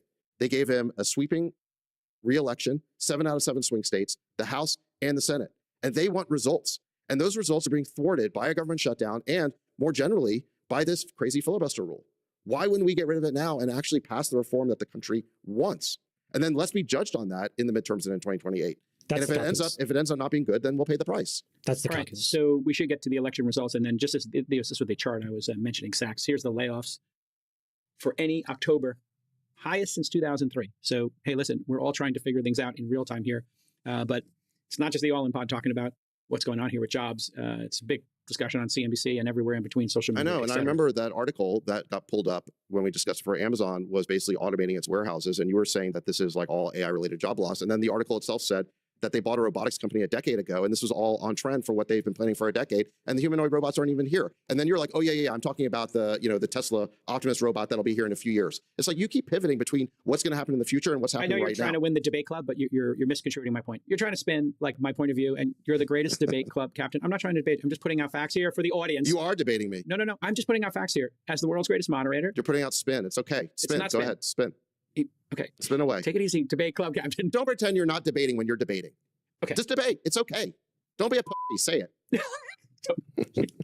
It's okay to debate. Just disagree with me. Don't pretend you're not. Here's the thing. The 600,000 jobs is what they were saying in a leaked document, Amazon, that they were not going to fill, the automation group. You want to be a defender of the weak and the plighted. And the problem once is... again, you're trying to diminish me by saying this is I'm not virtually. What I'm diminishing trying to do you. is balance out the fact that you two guys are captured and are no longer objective on this podcast. You say I'm the objective something voice here about a of company reality. where the CEO said the exact opposite, and you won't take him at your word. He said that a week later. Okay, so I you think- get a week to make up your own bullshit. Doesn't make it right. He was very here's clear. what I'll tell you. They literally were saying in the leaked documents that they had a PR crisis on their hand, and they were going to try to spin the AI Jason, job losses. The And CEO part of what he said of they a were going to do was multi-trillion-dollar public company said on the record and filed with the SEC that the reason he did these layoffs was because of ZERP and DEI.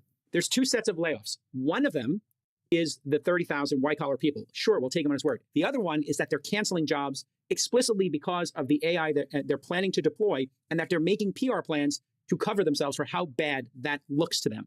Let's move on to Mamdani. I want to read you something from Morgan Stanley this week on this question of, are the job losses caused by AI or are they caused by something else?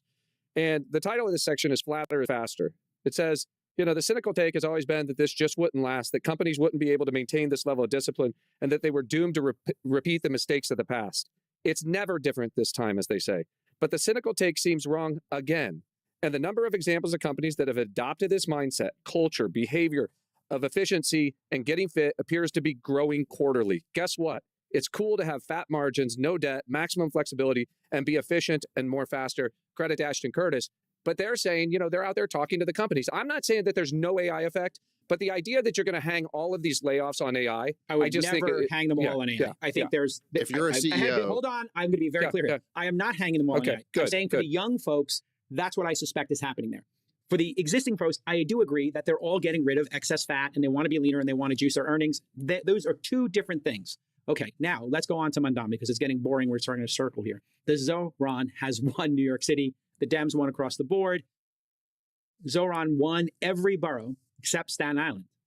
He finished with 50.4% of the vote, 9-point lead over Cuomo.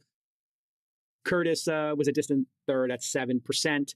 No surprise if you're on Polymarket, because they have been saying this for months. Pull up the chart, producer Nick. Thank you. He's been a big favorite since he crushed Cuomo in the primary in June, and he's held the lead the whole way.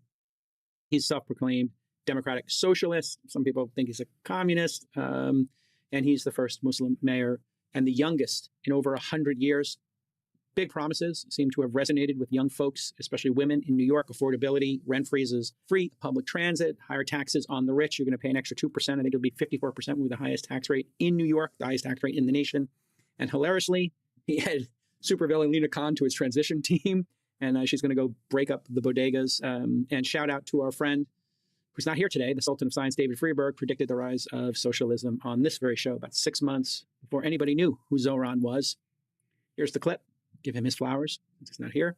The party line is that socialism was defeated in this election cycle and that there was a resounding kind of vote from the American populace against socialism. And I actually think my contrarian belief is that we'll see a dramatic rise in socialist movements in 2025 in the United States. We're going to see an unleashing of economic growth because of deregulation and AI. There's going to be some parts of the economy that are going to be big winners and some parts of the economy that are going to be big losers. When you have this sort of a change this fast, there are often large contingents of people that are left behind. And when that happens, I do think that the socialist policies and the socialist movements gain steam. Growth does not mean that it benefits everyone equally. And I think that some folks will see people go from being billionaires to 100 billionaires to the world's first trillionaire. And it will also start to fuel this rise. So I think that we will see an increase in the breadth and depth of socialist movements in the United States. Chamath, what can we learn from the Mamdani effect? Peter Thiel predicted this in 2020. There was a bunch of leaked memos between Peter and Zuck and Andreessen, but he put his finger on it in January of 2020. I retweeted it out. Basically, what Thiel said was, from the perspective of a broken generational compact, there seems to be a pretty straightforward answer to me, namely that when one has too much student debt, or if housing is too unaffordable, then one will have negative capital for a long time and or find it very hard to start accumulating capital in the form of real estate. And if one has no stake in the capitalist system, then one may well turn against it. This has been floating around for years. And I think Thiel, yet again, has seen the forest from the trees many years ago. So yeah, what is happening? I think that we've put our finger on it. We need to come back and now focus on domestic policy and fix some of these core pernicious issues. One is clearly that we now need to address how student loans are underwritten. We cannot allow generation after generation of people to graduate from degrees that they don't quite understand with hundreds and hundreds of thousands of dollars of debt that they have zero chance of paying off. That is a horrible way to start your life. And we have not done right by these folks. We need the free market to be able to tell somebody, as hard as it may sound to hear, that an art history PhD will cost you $800,000 so that the people that take it have the money or are willing to bear that cost. Meanwhile, if you became an electrician, it would only cost you $40,000 or $50,000 and you could have an incredible life. Or if you go and get a degree in AI or stats or something. My point is that we need to differentially price degrees based on the value and the earnings power that it creates for people. That is a policy level initiative that needs to cascade through America. That cannot happen if the government is not working. So we need to fix that. The problem with housing is much more state and local. And I'm not sure I have a great diagnosis for how to fix that, except that certain states just need to get their act together. I mean, in California, we have just absolutely abysmal building regulations that prevent anything and anybody from doing anything. So that's what we need to do. We need to fix these things legislatively. We need to do it right away. And we need to fix this broken generational compact. This was the first moment in years where I have now become sympathetic to this idea of student loan forgiveness. I was never sympathetic to this idea. I am sympathetic to it now. Why are you sympathetic to it, Chamath?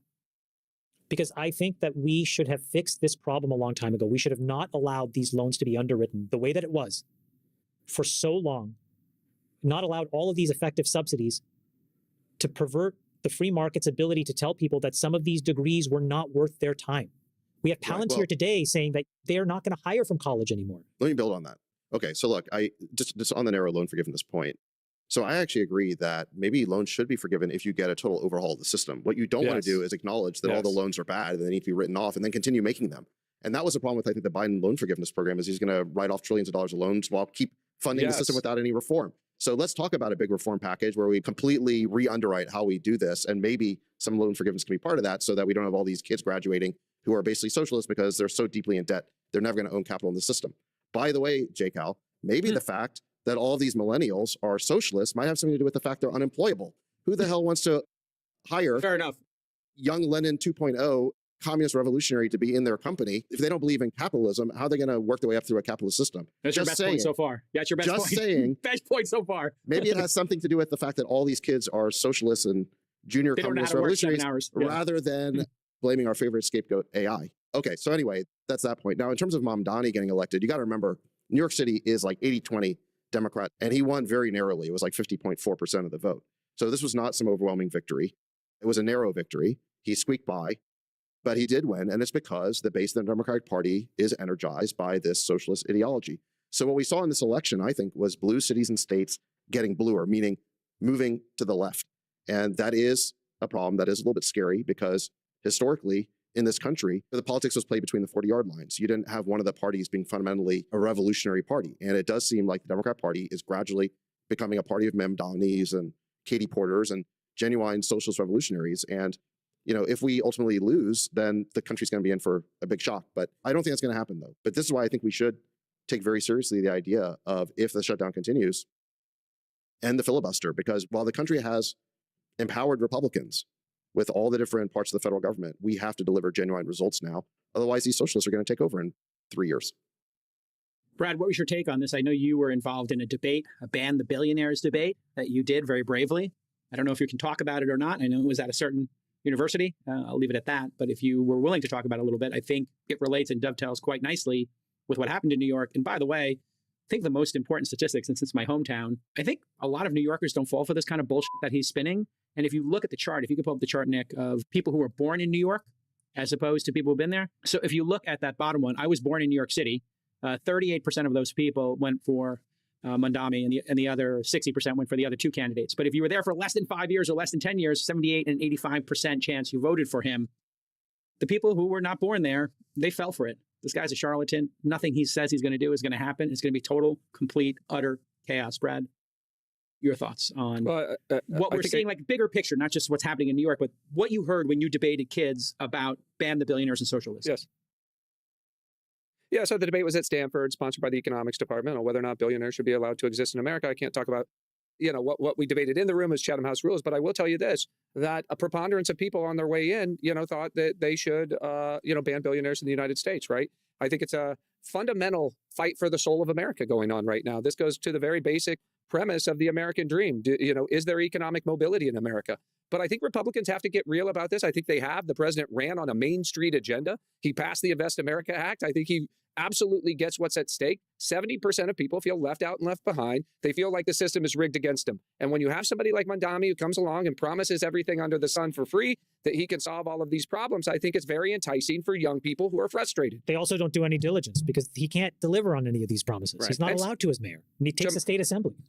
Chamath and I were with Vivek Ramaswamy last night, and Vivek tweeted about this yesterday. Republicans have to talk about the issue of affordability, right? And I think they really have a good game plan around the Main Street agenda for affordability. Remember, no tax on tips. That doesn't help rich people. Helps people who are feeling left out. No tax on overtime. Helps people who are feeling left out. But that's getting drowned out, Jason, as you pointed out, in the moment.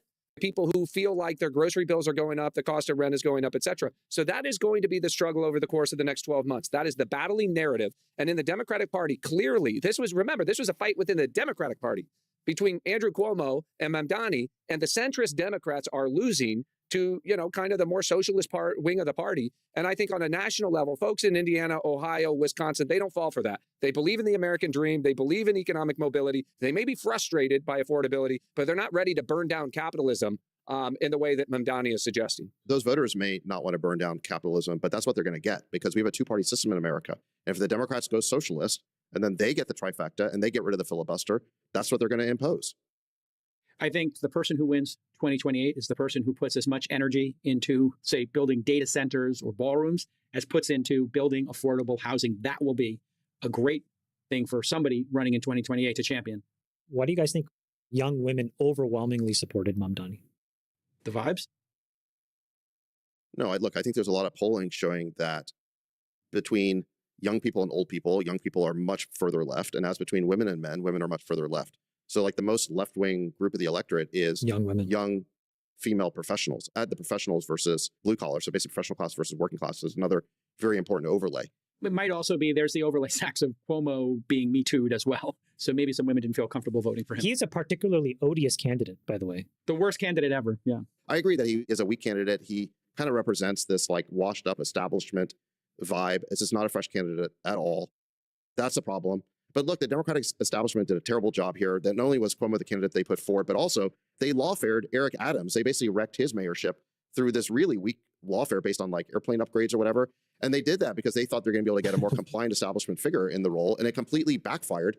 And they end up with Mamdani, who hates them as much as they hate Trump. So the establishment Democrat wing of that party has completely failed. But look, this is what we're seeing across the country is that the so-called centrist Democrats, the mansions, the cinemas, they're being driven out of the party. And all the energy is with this base that's turned socialist. And so, Brad, this is where I get very nervous. Yeah, it's true. Like the American heartland does not want a communist revolution. But if these guys get power, then that's what we're in for. So it is pretty scary. Build affordable homes and this will end. How Build ironic affordable is it that San Francisco ran this experiment? We have people, feces in the street. We had people dying in the street, etc. Daniel Lurie, a centrist Democrat, gets elected in San Francisco, now is putting the city back on the right trajectory, and New York is heading in the exact opposite direction. That's going to be a really interesting A/B test for America, because I think San Francisco is trending in the right direction. I think that, to the extent that Mamdani can do any of these things he's talking about, he's going to put New York City on a very, very bad track. In addition to all the economic redistribution, the idea the government's going to run grocery stores and things like that, he's also said he's going to abolish all the gifted programs in New York City schools. And he wants to close Rikers. And he believes in, cashless I think that's bail. the plot of the second Dark Knight movie by Christopher Nolan. Is when they open Arkham Asylum and like the Joker and the Sandman come out. Okay, so speaking of which, at least I think New York City's got multiple jails. In LA right now, there's only one county jail. It's like, I think it's called like the Men's County Jail or something like that. And the Board of Supervisors for LA County has been talking about shutting that down because it has fallen into disrepair and needs to be upgraded. They have a $50 billion budget. They haven't allocated any money towards building a new jail. And now they're talking about demolishing that jail without a replacement and just having all the inmates basically be sent to diversion or social services, which means they get an ankle bracelet and they're turned down the street. There's 7,000 of the most hardened criminals are in that jail, and half of them are like severe mentally disturbed cases, like the guy who killed Brianna Kupfer. So they're talking about doing this right now. There was supposed to be a vote a couple But weeks they're ago. going to make new jails is the idea. They're going to shut down this. No, they have not allocated any money towards building a new jail. They should have done it years ago. And they're actively discussing whether they are going to shut down this jail, whether they're going to demolish it and send all the inmates to diversion of social services. This is a serious possibility in LA County right now. That's insane. So they've gone from defund the police to demolish the jails. Yeah, Mamdani's been trying to clean that up and saying he's not going to shut it down without the new ones built. But Arkham Asylum. It is not a great idea. It's like releasing all the crazy people. Yeah. Well, I mean, a lot of these people who are in jail are actually suffering from mental illness, and we should definitely address that as well at the same time. Jake, what are you doing? Founder University? You're trying to raise money. What are you doing over there? So we did a deal with Sanabel to bring Founder University to Riyadh, and we were going to have 25 companies, mostly Saudi nationals, and then teach them how to build companies and like the best practices from America. We had so many applications, it went to 50. Then it was like all these people we know trying to get people into the program. So we wound up with 60 companies, and I spent 3 days working with them.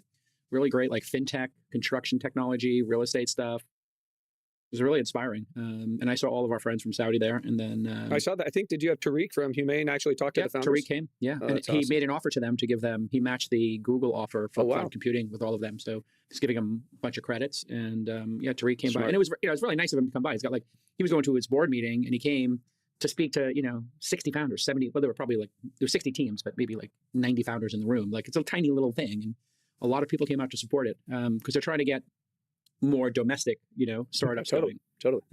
So it was really good. And then since that went so well, the JETRO, which is the Enterprise Trade Organization of Japan, called me and said, we want to do it in Japan. So I'm leaving here to go to Japan and announce the launch of it. And then we'll have it in 3 cities, the United States, or 3 countries, United States, Saudi, and Japan, which will officially start in January. I'm just going there to do a press tour about it.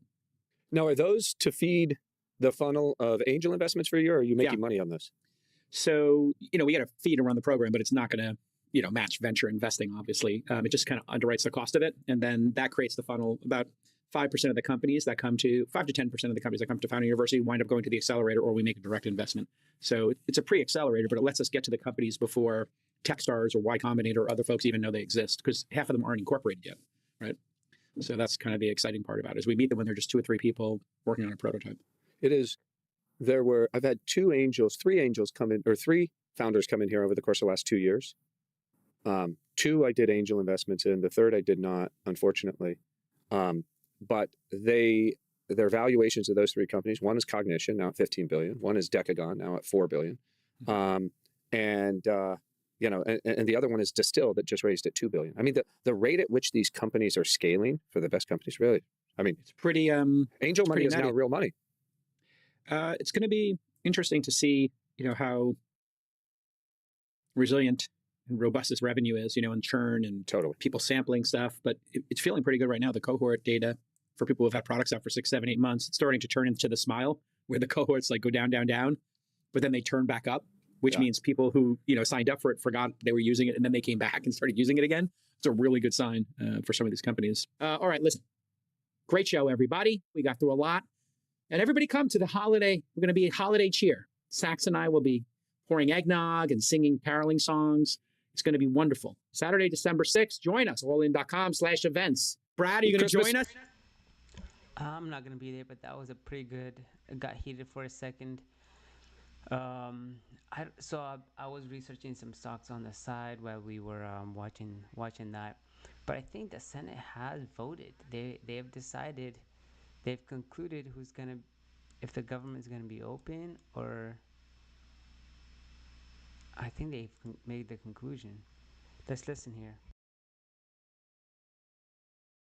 It's possible that John Cornyn knew. No, sorry, not John. It's possible that John Thune knew he would have at least 60 votes.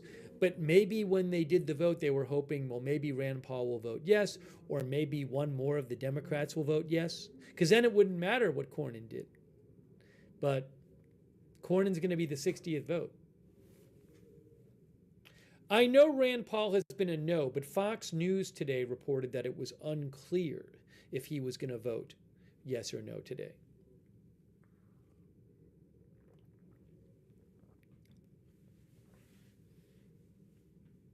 Just because Rand Paul was voting no before doesn't mean he's definitely going to vote no if it looks like a bill is going to actually pass, if it looks like enough Democrats are going to go along with it. And again, Fox News had said shortly before the vote, it was not clear if he was going to vote no today.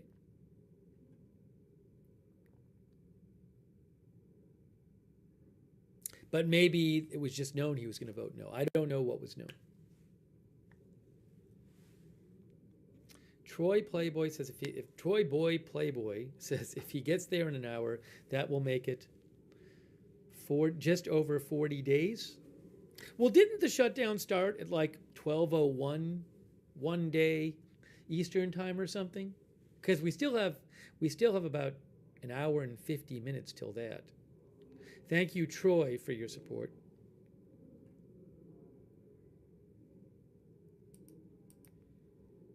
Everybody's waiting for John Cornyn.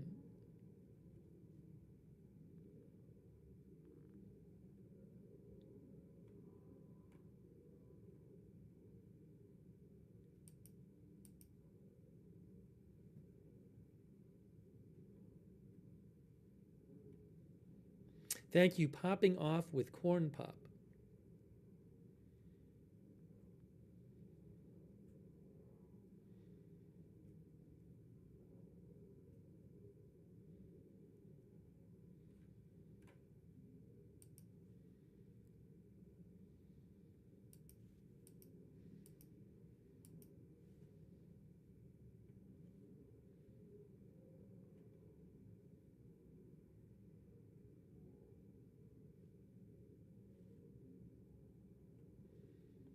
So to repeat, multiple reporters reported that John Cornyn, a short while ago, was coming back to Washington and landed at Dulles Airport, which is about 40-minute drive away from Capitol Hill.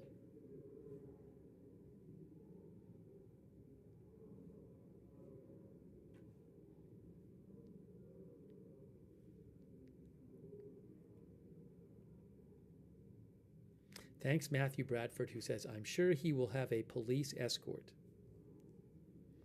I don't know if his flight was delayed. Awesome J Productions says, ironic, his flight delayed due to air traffic controller shortage. I don't know if his flight was delayed. I do not know. Chris Veith says, hope Cornyn doesn't get pulled over. I should put up on the screen.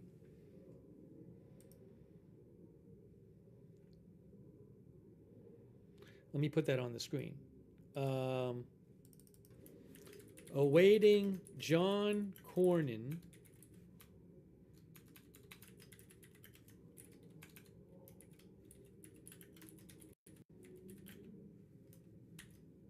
It's natural to see some of these profit taking after shares have gone so much. And also, because retail investors are a big part of Asian stocks, that really drives us up the volatility as well. And adding to that, we've also seen that recent dollar strength coming in. So weighing on the riskier assets, and Asia stocks, specifically Asia tech stocks, are also considered on the riskier side. Then even on top of that, we're talking about a bit more concentration risks around Asian stocks right now. TSMC headed for it's up maybe 45% weighting on the TAIEX index, and Samsung, SK Hynix combined contributing to a 30% of the Kospi index. And traders we talked to in Japan saying that top 5 companies on the Nikkei 225 account for about 40% of the Nikkei index, which means that any big slump or changes in these textures are going to impact broader market in Asia as well. Yeah, well, to your point on volatility, we're seeing a rebound today. We've got the Kospi better by almost 3% now. SK Hynix, you mentioned, up 7% right now. So are we expecting some more corrections to come? Yes, it really is a battlefield here between the retail investors and institution investors, because last week when we talked to traders about how the week has been, it was some sell-off by institutional investors, and right after that you saw that dip buying from retail investors, a sense of FOMO and rushing back into that AI rally. And it really is that back and forth buying and selling. And for now, we are expecting that the correction is likely to remain, especially because if we're talking about valuations being that big concern, it really hasn't corrected much yet. And last week on this show, we talked to Mark Mobius, who also said that we are expecting more correction in the AI space. So overall, the cautious optimism is there, but just because how far things have rallied, institutional investors specifically waiting for more correction to come. And when we talk to the fund manager at MNG, they're also saying that still waiting on the sidelines for more opportunities to emerge after further corrections. So that's exactly that's exactly the trend that we're expecting going forward, at least towards the year end. All right, Bloomberg's Asia Equities reporter Winnie Su there. Let's get back now to Dylan Wu, research strategist at Pepperstone Group. She's still with us, and she believes some of the optimism around AI is starting to cool off. And Dylan, I just want you to unpack that idea a little bit more for us. So when does cooling off become a full-blown .com style market correction? Well, actually, over the past few months, the optimism around AI has clearly gone a bit overboard to me. And actually, last week, traders and investors generally trimmed their positions in high valuation AI-related stock. While there was probably some dip buying on Friday, the overall trend was still risk off. And now I think the market is entering a reality check phase. And actually, it's not only Magnificent Seven from the US equity market. Money chasing tech and AI story has spilled over into Asian markets too, pushing up the concentration and valuations of the big tech names within regional benchmark indices. So when you look across the AI and tech landscape at the moment, are there any names that stand out to you that look well positioned to endure any sell-off, and are there any that look particularly vulnerable? Well, I think one of the interesting observation I have, though, is that within Magnificent Seven, performance is starting to diverge a bit. For example, NVIDIA and Palantir, they're the poster children of the AI rally, basically, have been pulling back, while Apple is relatively holding up well. So to me, it shows investors are getting more selective within tech, rotating towards cash-generative defensive names rather than chasing high valuation, high-risk growth stories. And how about the AI story in China? Because, you know, much like other markets, we're seeing some of those stocks performing very, very well. But how does the story in China compare to elsewhere? Well, I think the AI chips domestic substitution story is really popular in China, basically because of the previous trade friction between US and China. Many traders or investors are putting their chips on some of the AI names like Cambrican, Tencent, and Alibaba as some of the established ones. And but to be very honest with you, I think trading this highlights as if all Asia is making money from AI is a bit of a stretch, because for one thing, AI-related returns typically take time. What I'm saying is basically initial investments are big and margin aren't always high at the start. And for another, AI-driven growth is uneven across companies and different parts of the value chain.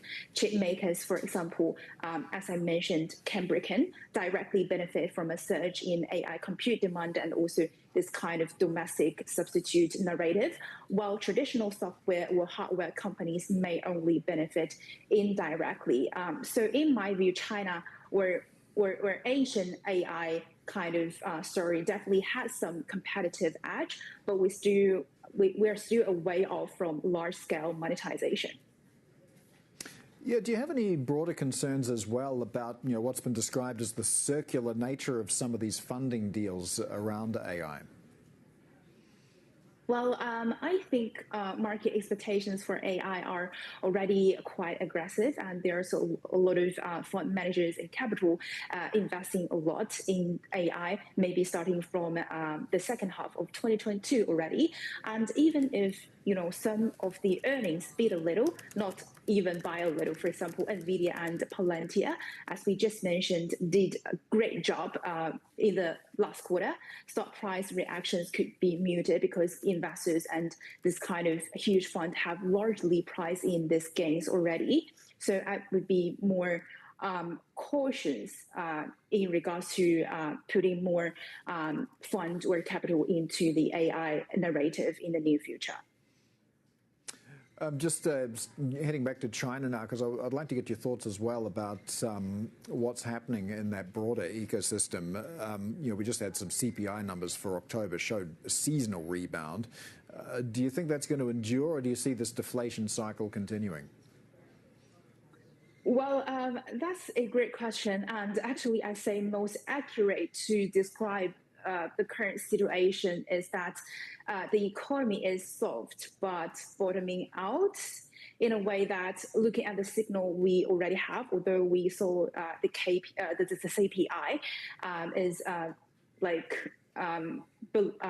is above the market consensus, and but still the consumer spending is not showing a strong momentum. At the same time, the new RMB loans came in below market expectations, which means corporate investment and credit expansion are still sluggish. Also, PPI remain negative, so deflationary pressure haven't fully eased. Exports are picking up, but mostly driven by intermediate goods and contract manufacturing, not domestic demand. So in the early part of Q4, we're still likely to see a continuation of a moderately soft or steady transition pace rather than a sharp rebound, I think. And what's your outlook for consumer-facing, consumer discretionary stocks in China? Well, I think I won't be overly optimistic about that part because obviously the domestic consumption is still below the government or the authorities' expectation, and we are yet to see some of the follow-up stimulus measures by the Chinese government. Maybe we can look into the CEWC or Central Economic Work Conference on early December to have more kind of insights about the stimulations in the upcoming year. But before then, I won't be overly optimistic about Chinese economy or the equity market. Dylan, before I let you go, we're both here in Australia. You're there in Melbourne. I'm here in Sydney. I just want to get your thoughts on the RBA's next move as well, because they're on pause. We've got some employment data coming out next week. The Aussie dollar's heading for a rare annual gain against the greenback on the back of monetary policy divergence. Do you get a sense maybe the easing cycle here in Australia is done? Firstly, I think we are still looking into Australia's October jobs data, by the end of this week, and we're expecting the data to stabilize and show some of the improvement. That means we still see new jobs being added, but it won't be a surge at all, and the unemployment rate will likely stay comfortably around current levels. And I feel like the small uptick in September's unemployment was mostly driven by a higher labor force participation rate, more people re-entering the job market, and a slowdown in new job creation. These are really just more of a short-term blip, not signs of a deeper weakening. So I expect October's number to settle back into a more normal rhyme. And if that is really the case, then I won't see any opportunity for the RBA to cut by the end of the year. But maybe we're still expecting one cut in Q1 26. All right. Dylan Wu, research strategist at Pepperstone Group. Thanks so much for joining us. Coming up, we're going to speak to the world's largest aluminium company, Hindalco, about their latest earnings. Stay with us. This is Bloomberg.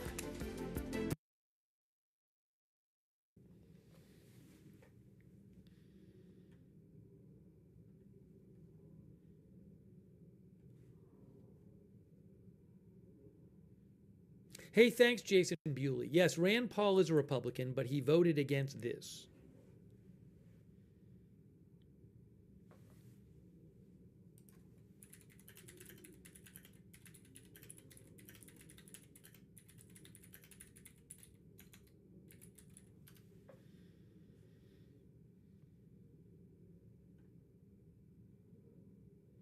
I believe one reason is because of spending. He wants less spending. I think he posted about this. I'll have to look on his social media.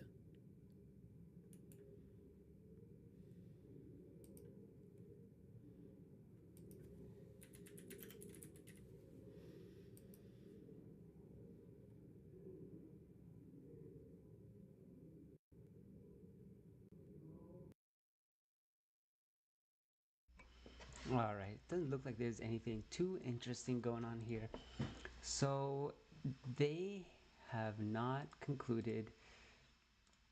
They have not concluded what's going on with the government shutdown here. I think, from what I hear, it looks like Ron Paul has went against it. Who is this person? He is a FUBO value investor, accredited investor, real estate, dentist, Jesus and Family guy. Okay. He's very much into FUBO. Nice, buddy. So from what the news is, yeah, and also, they came out with the 60-year mortgage. I don't know what I think about this. 50-year mortgage. Mortgage. I think this is not okay. It's not that it's not okay. It just doesn't make sense. Because at the end of the day, what's gonna happen is it literally locks you up with if it locks you up with a 50-year mortgage, and at the end of the day, it just means that you're renting the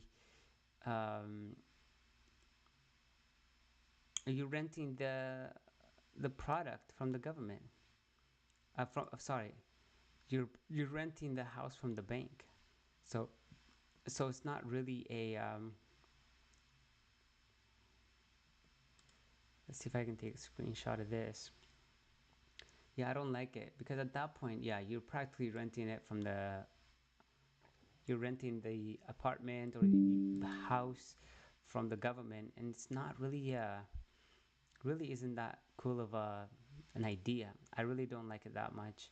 So I think that it shouldn't be something that's being used technically, just because how does that make sense?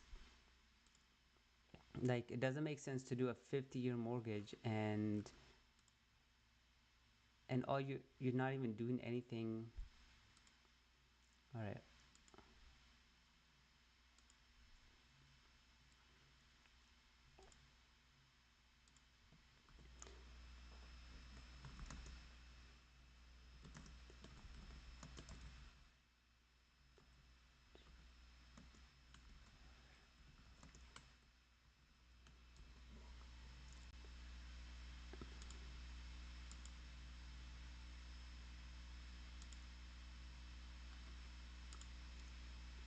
Yeah, I don't like the idea of a 50-year mortgage, because at the end of the day that just means that you literally just, it barely saves you any money, and you're just renting the unit from the banks because you have to keep paying the bank.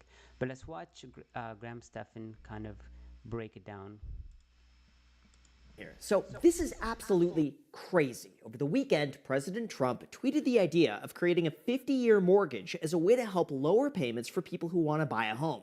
And I know I might get some pushback for saying this, but to me it's obvious. A 50-year mortgage is an absolute disaster waiting to happen, and no one should ever take that option. Ever. In fact, a 50-year mortgage is completely uncharted territory, and if one thing goes wrong, it could completely devastate both the housing market and the borrower. So let's talk about the actual math behind getting a 50-year mortgage, if and when it ever makes sense, and my own thoughts as someone who's been in real estate since 2008. Because I gotta say, most people have very little understanding with how this works and why it's a really, really bad idea. Although before we go into that, if you appreciate videos like this, where we just cover the facts, it would mean the world to me if you mortgage the like button or refinance the subscribe button for the YouTube algorithm. It helps out tremendously, and as a thank you for doing that, here's a picture of a baby polar bear. So thanks so much, and also big thank you to Helium Mobile for sponsoring this video, but more on that later. Alright, so to start, let's talk about where all of this begins. The 30-year mortgage. For those unaware, this was initially created in the 1940s as a way to help finance the construction and sale of new homes after World War II. And then by the end of the 1950s, it was adopted throughout the entire market as a way to incentivize families to build long-term equity. Well, wouldn't you know it, these days, the 30-year mortgage has become so popular that more than 90% of buyers pick a 30-year term on their mortgage. Now, obviously, there are more options today for buyers to pick from, like an adjustable rate mortgage, interest-only mortgage, 15-year terms, and so on. The options are pretty limitless, but the 30-year term is often seen as the safest. It offers the most flexibility, the most stability, your price is fixed until the home is paid off, and if you qualify, they're pretty easy to get because almost every bank offers them. However, there is a bit of a catch, because your interest payments are front-loaded towards the beginning of the loan. For example, with any fixed-rate mortgage, your monthly payment is split into two parts: principal and interest. In the beginning, most of your payment goes towards interest because you still have the full loan balance, and so very little of your monthly payment actually pays down the loan. But as time goes on and your loan balance gets smaller, more of that payment begins going towards principal, and over time, you could finally start building equity. Like this chart really shows it perfectly. As you could see, at first your monthly payment consists of almost all interest, but by the time year 20 comes around, this flips to the point where most of your payment becomes equity, and that's where things get very interesting. See, the typical person only keeps their home for an average of 12.3 years, meaning on a 30-year loan at 6% interest, they've barely begun to pay off their mortgage by the time they sell the home, get a new loan, and start the process over again. Even if they kept the home for the full 30 years, they will have paid $1.2 million to buy that $600,000 home 30 years earlier. So why don't more people go for the 15-year mortgage? When you look at a 15-year mortgage, you're going to notice that your monthly payments are significantly more expensive. And here is a real example of a $500,000 house, 6% interest, 20% down. If you pick a 30-year mortgage, your monthly payment's going to be about $2,400 a month, and a lender will qualify you for that payment if you make about $7,500 a month, or 3 times the mortgage payment. Pretty simple. However, if you get a 15-year mortgage, your monthly payment's going to be about $3,300 a month, which is going to require you to have an income of $10,000 a month in order to qualify. So what do most people do? That's right, they choose the lower priced option. It allows them to qualify with less income. It allows them to qualify for much more home. And all things being equal, they would be able to increase their purchase price by 34%, which is a lot. Like, that's the difference between you buying a $500,000 home and a $670,000 home. And even though, sure, with a 15-year mortgage, much less of your payment is being eaten away by interest, for most people, the 30-year option offers more flexibility, it's easier to qualify for, they could get a bigger house, they have more options, and so they go for it. That's why most people think, oh, a 30-year mortgage is so much less money every single month than a 15-year mortgage, so a 50-year mortgage must be even better, right? Well, that is where most people are 100% wrong. So let's talk about the 50-year mortgage. Over the weekend, Trump tweeted a photo of President Roosevelt on the left, who helped standardize the 30-year mortgage, while on the right, Trump sits with a 50-year mortgage. Initially, my first reaction was, why on earth would this ever be a good idea? Because it makes mathematically zero sense whatsoever.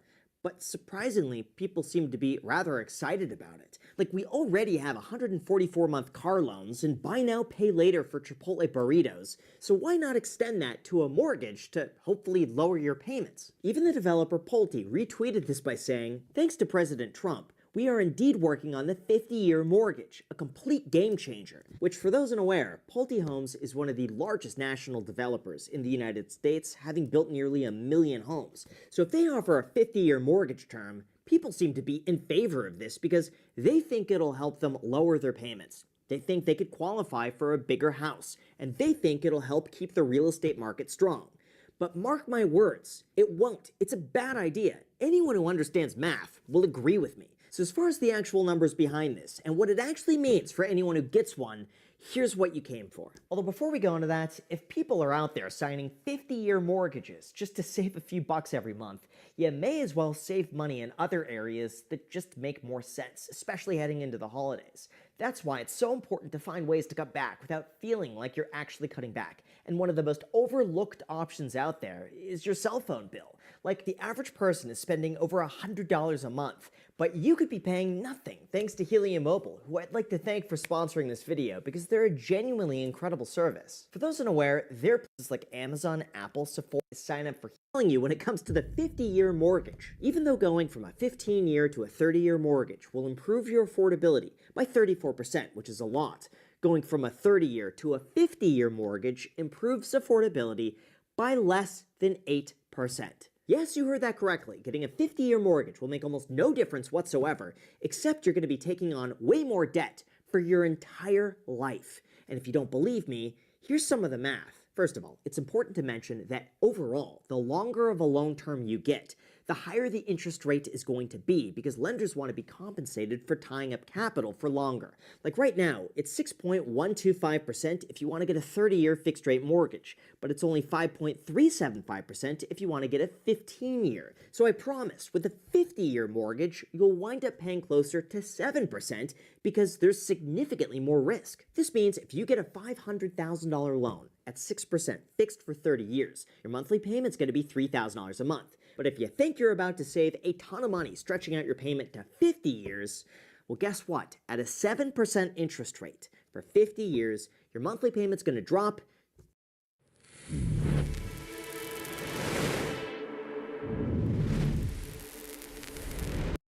to, wait a second, $3,008 a month. Wait, it actually gets more expensive? Yes. In fact, even if the interest rate is the exact same on a 50-year mortgage as it is on a 30-year mortgage, which is mathematically impossible, by the way, but just for the sake of the argument, let's just assume that aliens have abducted everybody and we live in an alternate universe where that is the case. Your monthly payment would drop from $3,000 down to just $2,632 a month. To put that into perspective, that's basically the equivalent of you saving 10% in your mortgage or being able to qualify for a home that costs 10% more. That is it, for nearly doubling the time it takes to pay off the loan in the first place. And like I said, the realistic savings would be pretty much non-existent because there is no way that they could offer a 50-year mortgage term at the same rate as a 30-year mortgage term unless it's subsidized by the government or it's just baked into the purchase price. And if they do that, we're all going to end up paying for it in the form of higher prices and probably higher taxes. Not to mention, there is another concern with all of this, and that would be investors. Here's the part that nobody talks about. 30-year mortgages are only viable because most people keep their home for about 10 years, and then they sell their home, the loan gets paid back, and then they start the process over again. That is why mortgage rates are so heavily tied to the 10-year treasury yield.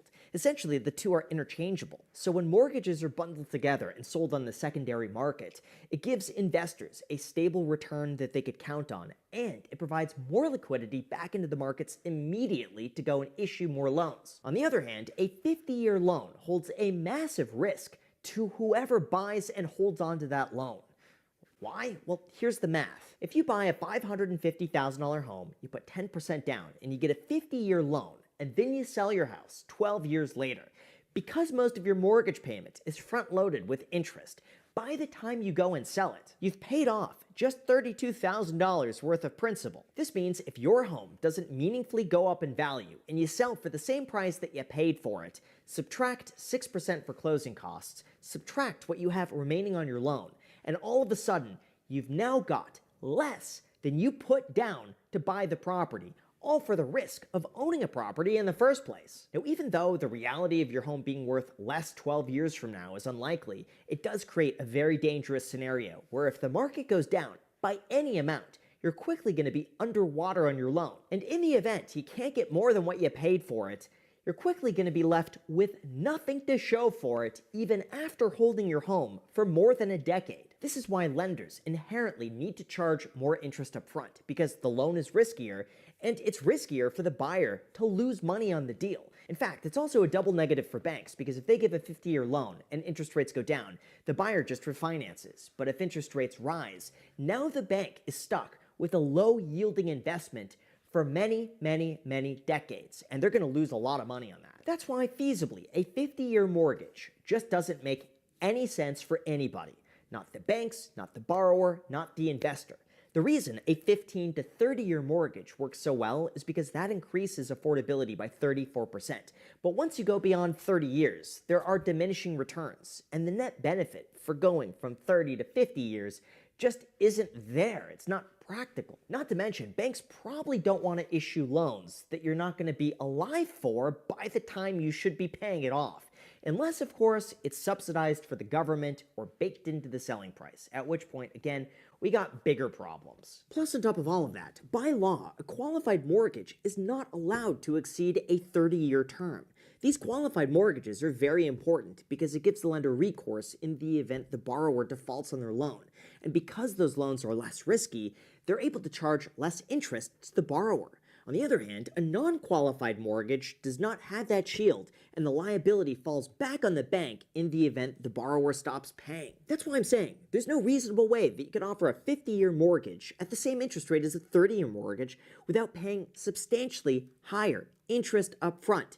It just doesn't make any sense, and at that point, it completely defeats the purpose to begin with, because if you pay more than like 10% higher than you would with a 30-year, you start paying more on the 50 than you would with the 30, even though you're reducing the payments because you pay more interest. It doesn't make any sense. Like, if you want my take on this, if this actually has any chance of passing, it's probably going to be a very specific loan product, issued most likely by developers who could just bake it into the higher purchase price. It is going to be issued on a case-by-case basis, and it's going to require completely changing housing laws to enact mortgage protections on banks. Not to mention, it would need to be assumable by people who want to keep the house in the family, because otherwise you have people taking on 50-year loans just so their kids could keep paying off the loan, and then eventually the kids die, and the grandkids hopefully inherit a paid-off house 100 years later. To me, all of this is just a bit of a gimmick. Like,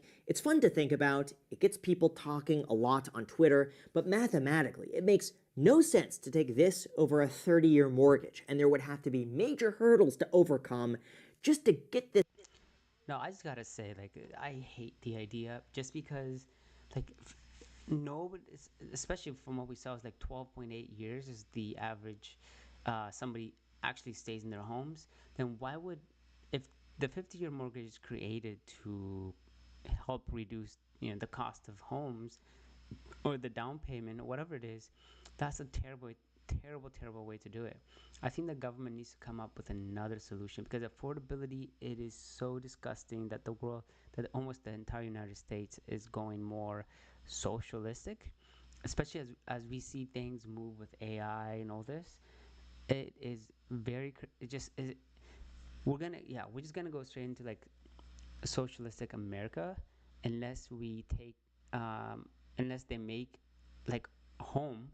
I think somebody having a home, especially if they have a decent job, is going to be important. And so doing a 50-year loan is not a good idea. I think it might be better to come up with other ways. Like the government needs to incentivize development, building homes, because the only way that the best way to solve this is they need to encourage development of homes. They need to stop allowing iBuyers. When I say iBuyers, I mean, let's go like this and go Gemini. Actually, let's go Perplexity, and let me show you. So iBuyers are, okay, give me a list of iBuyers who buy homes. So it's companies, so it's practically, essentially they are companies. Like you got, here's a list of leading iBuyers who purchase homes directly from the seller for cash, providing a fast, convenient alternative to traditional real estate transactions. Major nationwide iBuyers. So you got Opendoor offers cash for homes over 50 metropolitan areas nationwide, typically buying homes with between $100,000 to $600,000. OfferPad operates in several states, including Florida, Georgia, Texas, and more, providing fast cash offer, flexible home closing. iBuyer.com provides cash offer with 24 hours of closing, 7 to 10 days. Orchard focuses on buy before you sell program in select major cities: Atlanta, Georgia, Australia, Dallas, Houston, Texas, California. Knock provides a similar service, especially for those looking to buy new homes before selling the old one. So you have all the other notable cash home buy. Not all are iBuyers. Clever Offer, We Buy Your Home, and We Buy Ugly Houses. So you have a list of all these. Zillow, no longer operating in this industry, but it is a lucrative industry here. Just let me just have it. Just give me the list of iBuyers. So you have these companies that are literally competing against the customers who need to buy those homes. And so this is where the government needs to step in and say, well, we're not going to allow iBuying. We're not going to allow companies to buy homes, and only individuals are allowed to buy homes.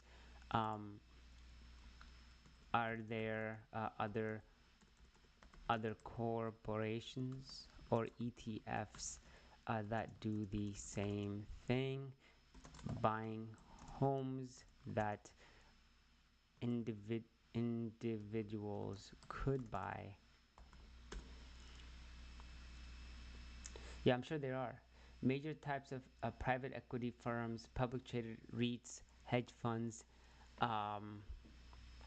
and like JP Morgan Asset Management has launched single family rental funds, certain ETFs, while rare, few invest in a portfolio of residential real estate.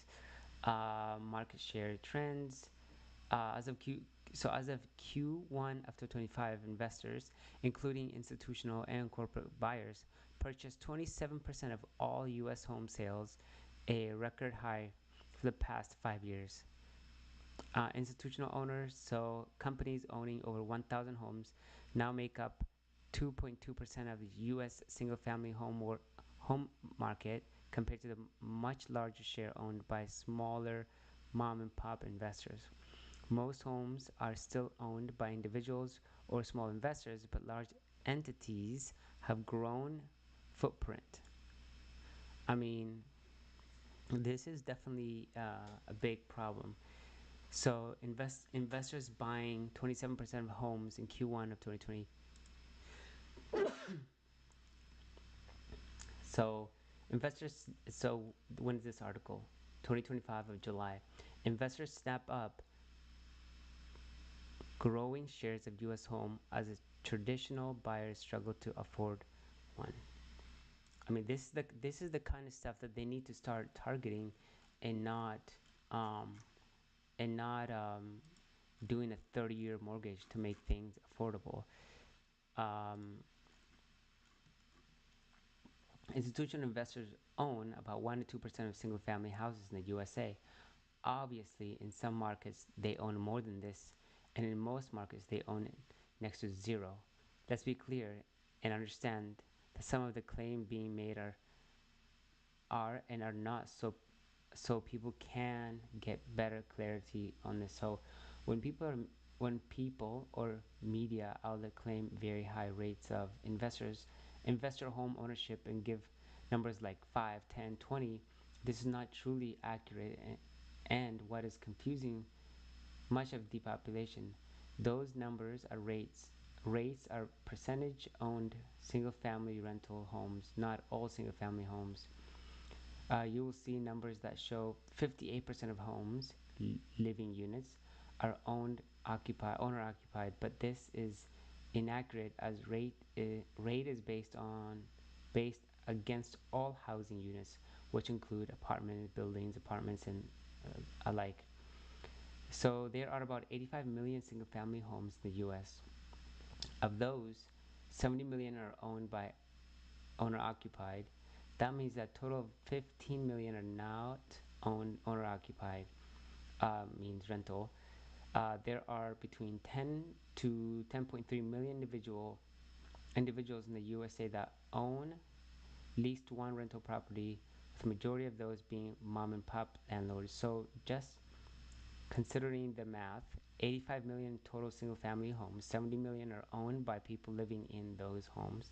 There are about 10 million people/investors that own at least one residential rental property. So we'll assign about 10 million homes at one each to those 10 million people. This leaves 5 million out of 85 million that are owned by those who own more than one single family home rental property.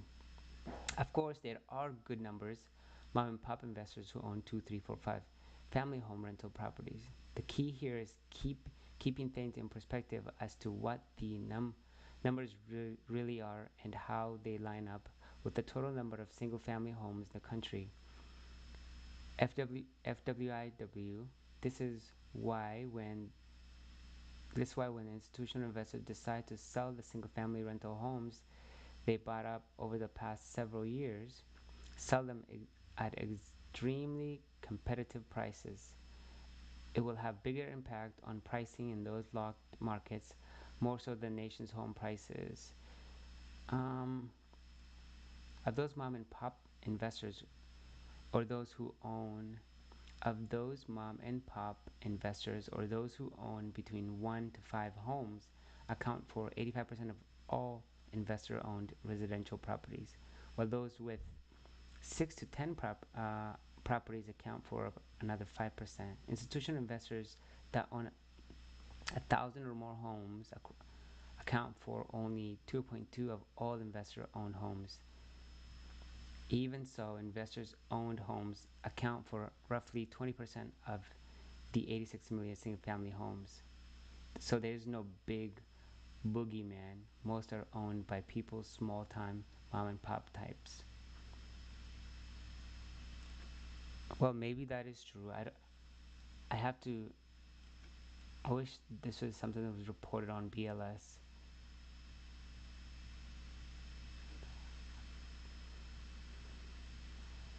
The big guy, largely related to REITs, often start acquiring more real estate assets when the market is downtrend.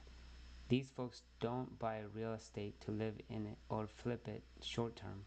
Usually they're looking at a much bigger picture with longer term investment, and they may or may not lease their properties.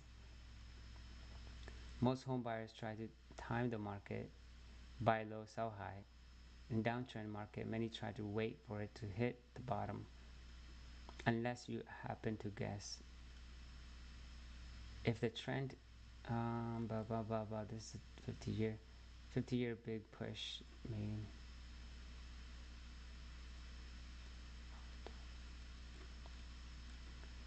there isn't a shift in ownership versus renting, so this likely mostly investor assets trading and tomorrow. Yeah, well, homes are obviously not affordable right now. So then, if this is the case, then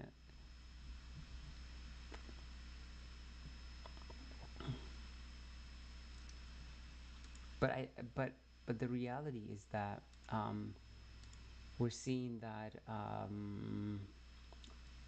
so as a Q1 include institutional and corporate buyers purchased 27% of US home sales, a record high. I mean,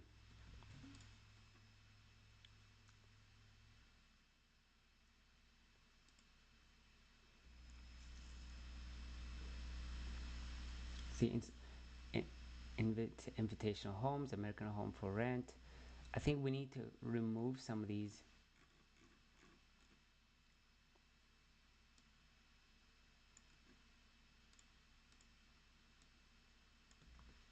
The 50-year mortgage is not what we want to fight. I think that's the wrong fight. So let's continue the video while I make this post. This out there in the market. Separate from that, I think, in terms of actually making a difference in the housing market, all we need to do is unlock more inventory. And to do that just requires really three things. First, increase the capital gains exclusion from $500,000 to $1 million for married couples, and then increase it every year with CPI. This will incentivize way more sellers to list their homes for sale. And that would have been the inflation-adjusted amount anyway from the $500,000 that was enacted back in the 1990s. Second, they should also allow you to take your existing mortgage with you and apply it to the next home, assuming you're trading up on a primary residence. And this would also unlock a lot of lower-priced inventory. And three, we should allow people to write off up to $1.5 million of mortgage interest, but only for new loans that are issued after 2026. But beyond that, let me make this very clear. A 50-year mortgage is a very dumb idea. It mathematically doesn't make any sense to take. I think it won't even work. It's not going to make any difference for housing affordability. And if people actually go for it, we have a problem, especially when the average home buyer is 40 years old. I guess they just pay for their home until they're 90? Great, just in time to go to the nursing home when their kids could qualify for a 100-year mortgage. Hey, that new Samsung OLED TV's a hit. OLED. For the family. It's really big. Also glare-free. Wow, you're really caroly. Well, it's kind of our thing. Yeah, the picture quality.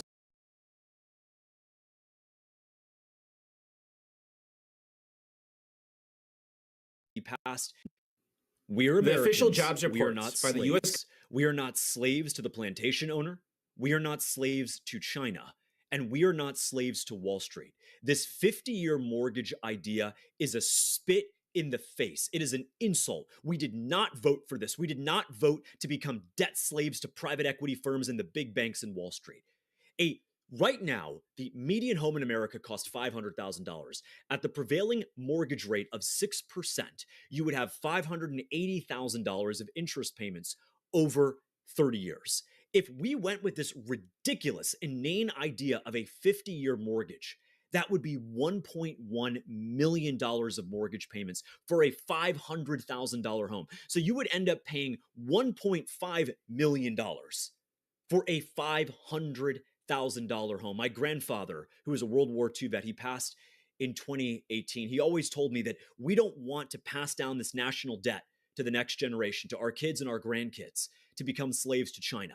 I'm not worried about China anymore. I'm worried about becoming slaves to Wall Street. And the know-nothing Republicans and the do-nothing Democrats seem to be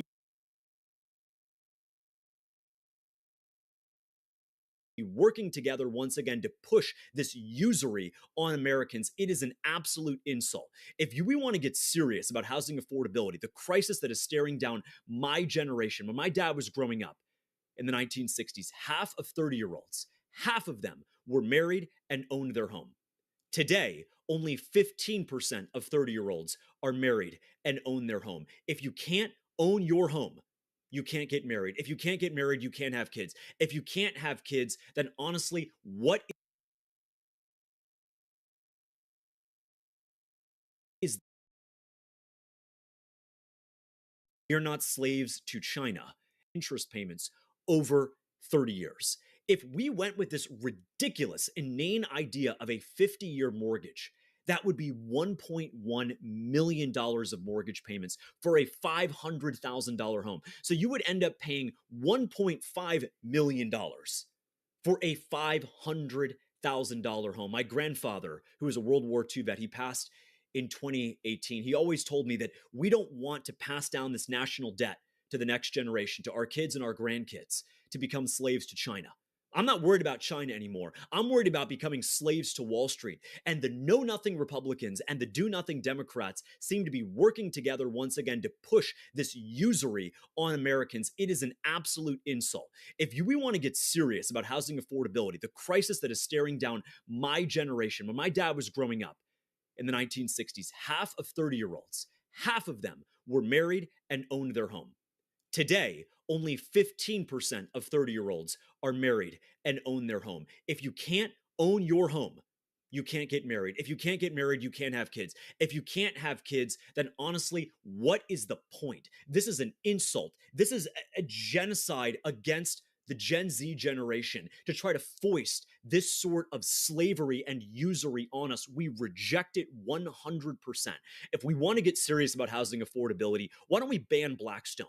Why don't we ban Blackstone, which is one of the largest donors to the Democrat and Republican Party? Why don't we ban Blackstone from buying up entire neighborhoods, and then forcing us to rent from them? If we're serious about housing, why don't we take the 55 million people here on immigration visas and remove them from our country immediately, because they are living in homes that could be going to Americans who have been here, who have worked hard, who have fought and bled for this country. I am sick and tired of the do-nothing Republicans and the know-nothing Democrats being in bed with Wall Street and forcing us to become slaves, debt slaves, forcing us to accept this unmitigated, unencumbered usury. We did not vote for this. The 50-year mortgage, if this is allowed to continue, the Republicans will lose the midterms, and they'll deserve it big time. There you go. Do you agree? Would they lose? I don't think this is going to make them lose. I think the people are not going to see through the numbers, and they're going to be able to sell this to the public. So that's the only thing that I see. But I think that is it. Before I go to bed, I just want to toss one company that might be worth looking at. It's called Metron. The product seems kind of interesting here. Let me see if I can find it again.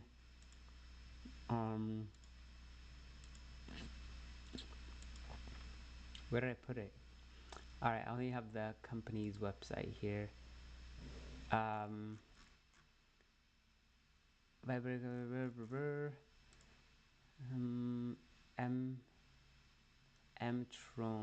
Mtron is the company name. Ticker symbol is, maybe I still have them up. Yes, I do. Let's see what X is saying about the company. They are pretty interesting, to be honest. So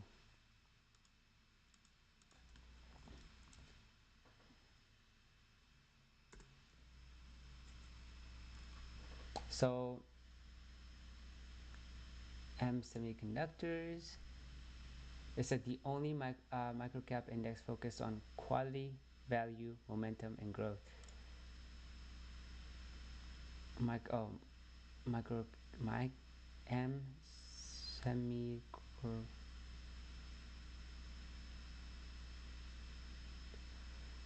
medium small micro caps, I guess. Okay.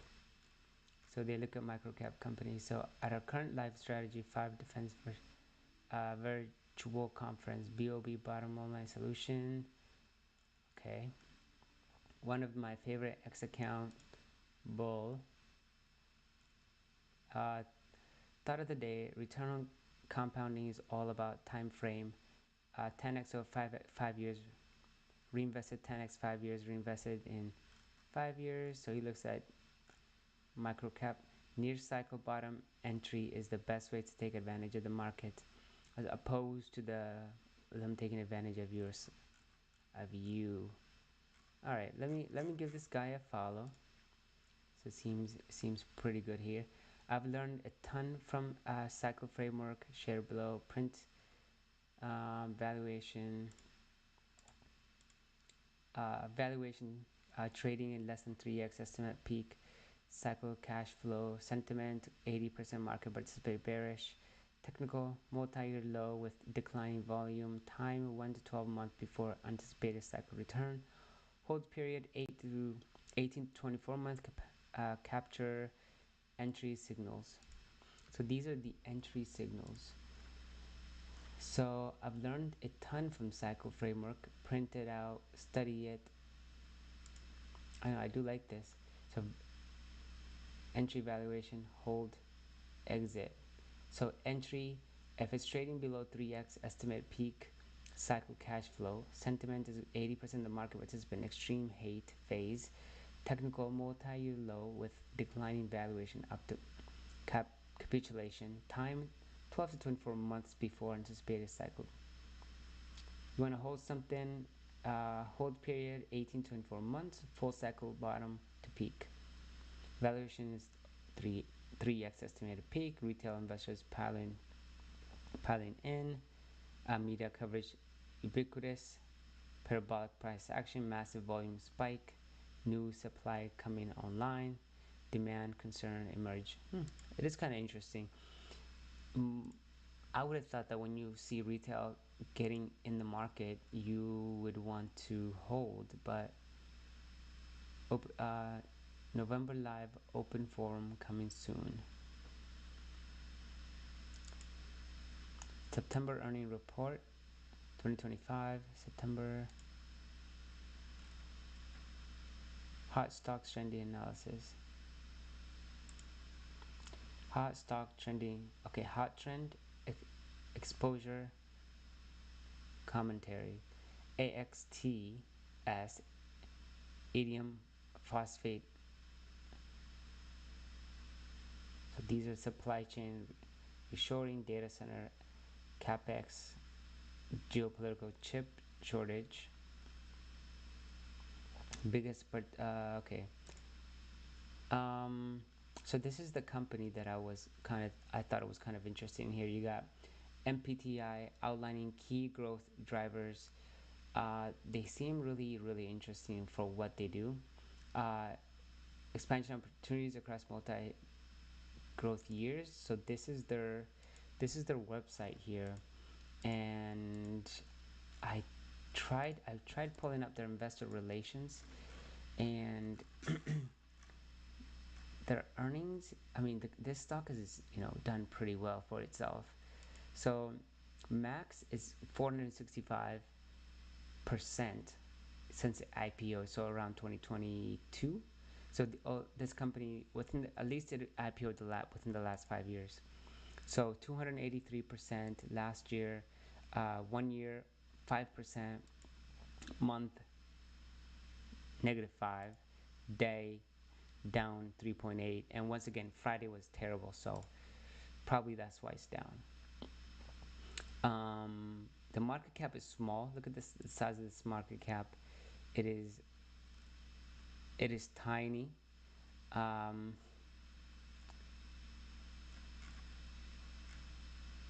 Market price performance. I did have the company's performance numbers here, but as you can see, the revenue are not too bad. Annually, this company's revenue just continues to tick up. Quarterly, still pretty good, but seems kind of flat for between 2024 and 2025. Cost of goods sold, it does go up, makes sense. Profits are this value is kind of going down, which is very surprising to see. That I thought gross profit would go up, but it's holding strong. It's not like their costs are overwhelming the revenue growth, so not too bad here. Even though they went from 6, so from here to here, the past 3 quarters, it's been down. Let's see what else. Balance sheet. Okay, current assets look good. Current liabilities, not too bad. But I always like to see a company and say, all right, how is their current assets versus current liabilities? In this case, they blow the current assets out of the water, right? So they have really good balance sheet here. Long-term debt doesn't look like there's any. I don't know how accurate that is. That's the only thing. Let me look at the balance sheet here, annualized, current assets, and current assets, current liabilities. So yeah, this looks phenomenal. This company is worth really digging into to see if it might be a buy, because their current assets are above their current liabilities, so there's nothing to worry about. And then you have their total liabilities and total asset numbers looking phenomenal as well. They have way more assets than they do liabilities. So if anything happens, anything like we have a market turnaround, this company they're just gonna be able to cover any short-term conditions or even long-term negative conditions. Really, really interesting company. They are still tiny, so if their business is actually, if they have a really good business, I don't see why they wouldn't continue to perform very, very well in the long term. So they're engineering that elevates performance, innovation, power, and precision. So they have contracts. They work with, I think, the government and everything. So the product is crystal resolution, fast finder, solid state, high powered amplifiers. So in a way, they make sensors.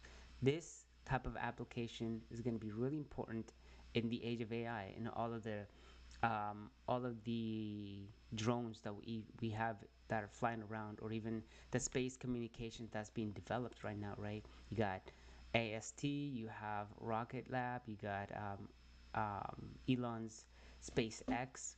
So as these type of innovations are created, you're gonna need a company that focuses on the sensor types. So because of that, you can see that they have partnered up with the U.S. government, commercial. So it's always good to see that they have different ways that they can make money. So they can make money across all these different distributions. Their applications and for radar, for space, medical, avionics, satcom, satellite communication, and I think this is probably the really important part here. Is we're seeing a lot of space-based expansion, and having a company that's technically able to do this, innovate this kind of technology, is going to be really important.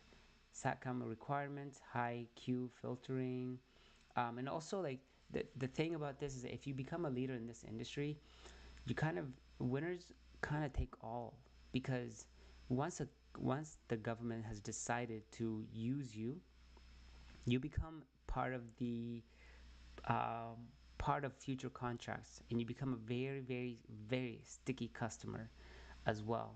So I mean, if the competition is not there, I think they could do really well. If they're the only, if there isn't too many companies doing the same thing. But it looks like they're able to. It seems like they have the technology, they have the team, the money. I mean, we saw the cash. Their balance sheet looked amazing, so they might be able to satellite communication short form. They might be able to actually do very well. So quality and reliabilities.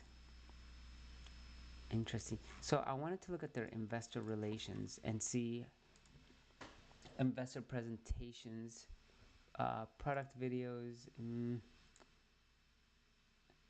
high frequency, low phase noise, motion detection, e-vibe. So most of the time these types of companies have their own like SaaS, so software as a service. So they're not focused on only selling the products, but they're also the idea of selling their software as well. So that means they get a recurring revenue because their customers are using their software. I am unable to find their investor relations. Financial block diagram, reference design, simple white paper, short form products, video, investor relations. It doesn't look like they have that page here. Investor relations, right here. Make sure if you're here, you subscribe to my channel. I'm always covering stocks, new stocks that most people don't even talk about. This is what I love. This is what I enjoy doing. So if you like this kind of stuff, this is the channel for you. So it looks like they reported September 10th. Okay, so they saying that Boom is a New York American publicly traded company. Boom, formed a long time ago. The American defense contract in high growth niche market, very niche. Specialized in robust engineering, microwave, and radio frequency application. One of the few vertically integrated RF companies in the U.S. positioned to access long-term value creation opportunities. I don't know this. I have to keep a big screen, but this seems pretty like an awesome company. The thing about a company like this is if they do have research, there's a lot of money that goes into research before you can actually start selling the product to the customers. So a lot of times, even the research part makes you even like a stronger company, just because somebody else can just copy that product and you have patents on those.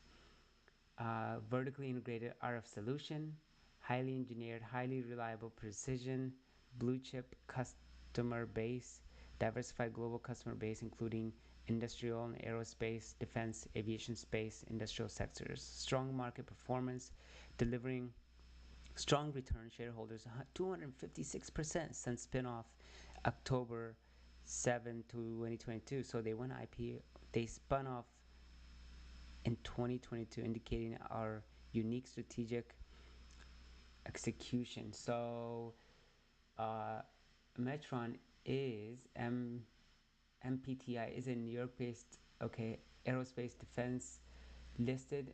Yep. There you go. So they did go IPO October 2022. So 2.91 million shares outstanding, no debt, free cash flow generating. Wow. If I saw this company, I would have jumped on them.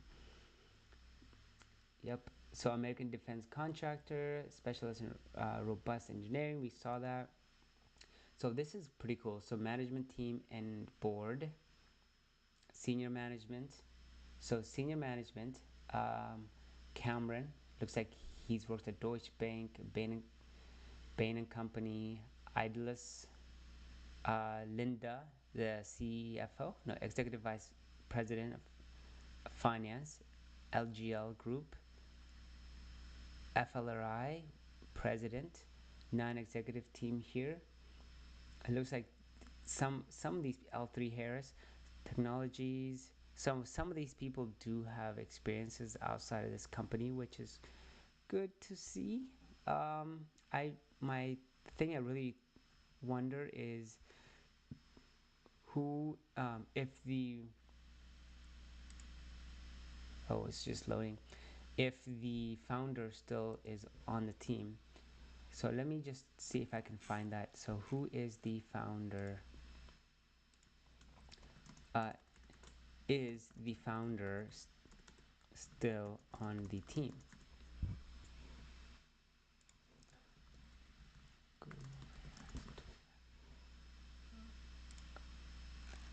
So according to this director, I said yes, he is.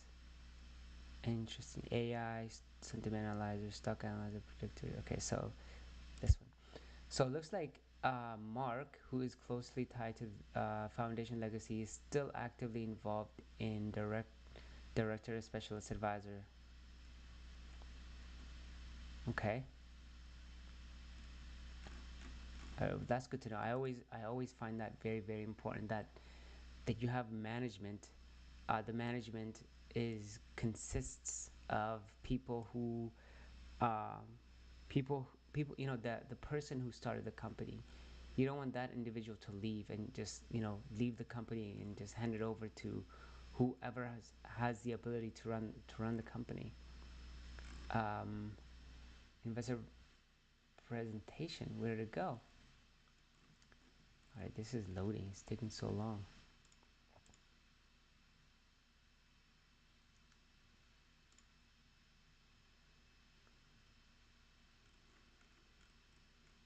Alright, can I see the pages? Will it let me this time? Alright, so awesome, it does let me. So Metron at a glance: robust engineering, radio frequency components and solutions for a long time. So here's kind of like this is a history. So this is what they did. So they did about 52 million sales. The gross margin, which is pretty good. So 45% gross margin. They did about backlog, 61 million in backlog. It's pretty impressive. These are the oscillators. Revenue CAGR 10%. Let me bring this company up in my analyzer. It's called MPTI. Okay, so and then adjusted EBITDA 19-23%, free cash flow conversion 60 to 80. That's pretty strong there for this company for a small cap with broad applications. So aerospace, space satellites, so space and SATCOM, electronic warfare, precision guided munition, UAVs, drones, radars. Yeah, I mean, this company is sitting at the center of the next level of innovation that we're seeing, especially with, you know, like I said, the drones, the underwater drones, the UUVs, and as well as just the regular drones that fly around, and the innovation that we're seeing, expansion of the new innovation we see into space. So large and growing TAM. So they think by 2030, their total addressable market is going to be 323 billion. That would make sense. So that's about 7% CAGR. I think it's going to be even more. Okay. So these are the products that they have. So let me just make this bigger. So filters, oscillators, resonators, and innovative RF solutions. So research almost. Okay, so these are the products that they have. So revenue split by product. So their biggest revenue driver is this here, their filters. Application with avionics, space, communication, electronic warfare, instrumentation, and radar. Product include crystal, LC, blah blah blah blah. So they have a whole bunch of products in this. So they do have quite a bit of products, and that makes up 65%. So pretty awesome. So you have a company that is about 155 million market cap, and they have a diversified way of making revenue. And the fact that, you know, maybe there's one product that's, you know, 65% of the revenue, it would be interesting to see, you know, where does that revenue come from? Is it both commercial and government, or a combination of both? But it's good to see that they also have about 27.5% of their oscillator business that brings in revenue. So it's not only like 90% or 80% only revenue from one business. It would be very interesting to see how has this changed, how has the revenue pies changed over the course of time. So global footprint. So they are, I think they're headquartered in Orlando. That's where I'm from. So they have an Orlando office. It looks like they have one in Canada, Hong Kong, India. Okay. So in Orlando, they have a 71,000 square foot building. That's their sales office. They have a Yankton SD, 32,000 square foot, ITAR registered. A new location in India. I wonder if this office is open then. That's about 13,000 square feet. And then they have sales office in Hong Kong. I wonder why in Hong Kong.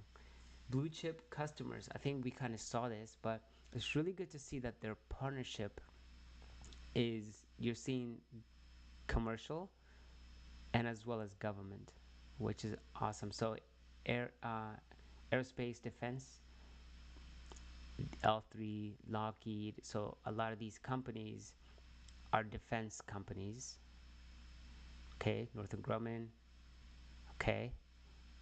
Wow, Raytheon, they have pretty good customers. Avionics, Honeywell, Boeing, okay. L3Harris again, Raytheon again, Northrop Grumman. Space, Boeing.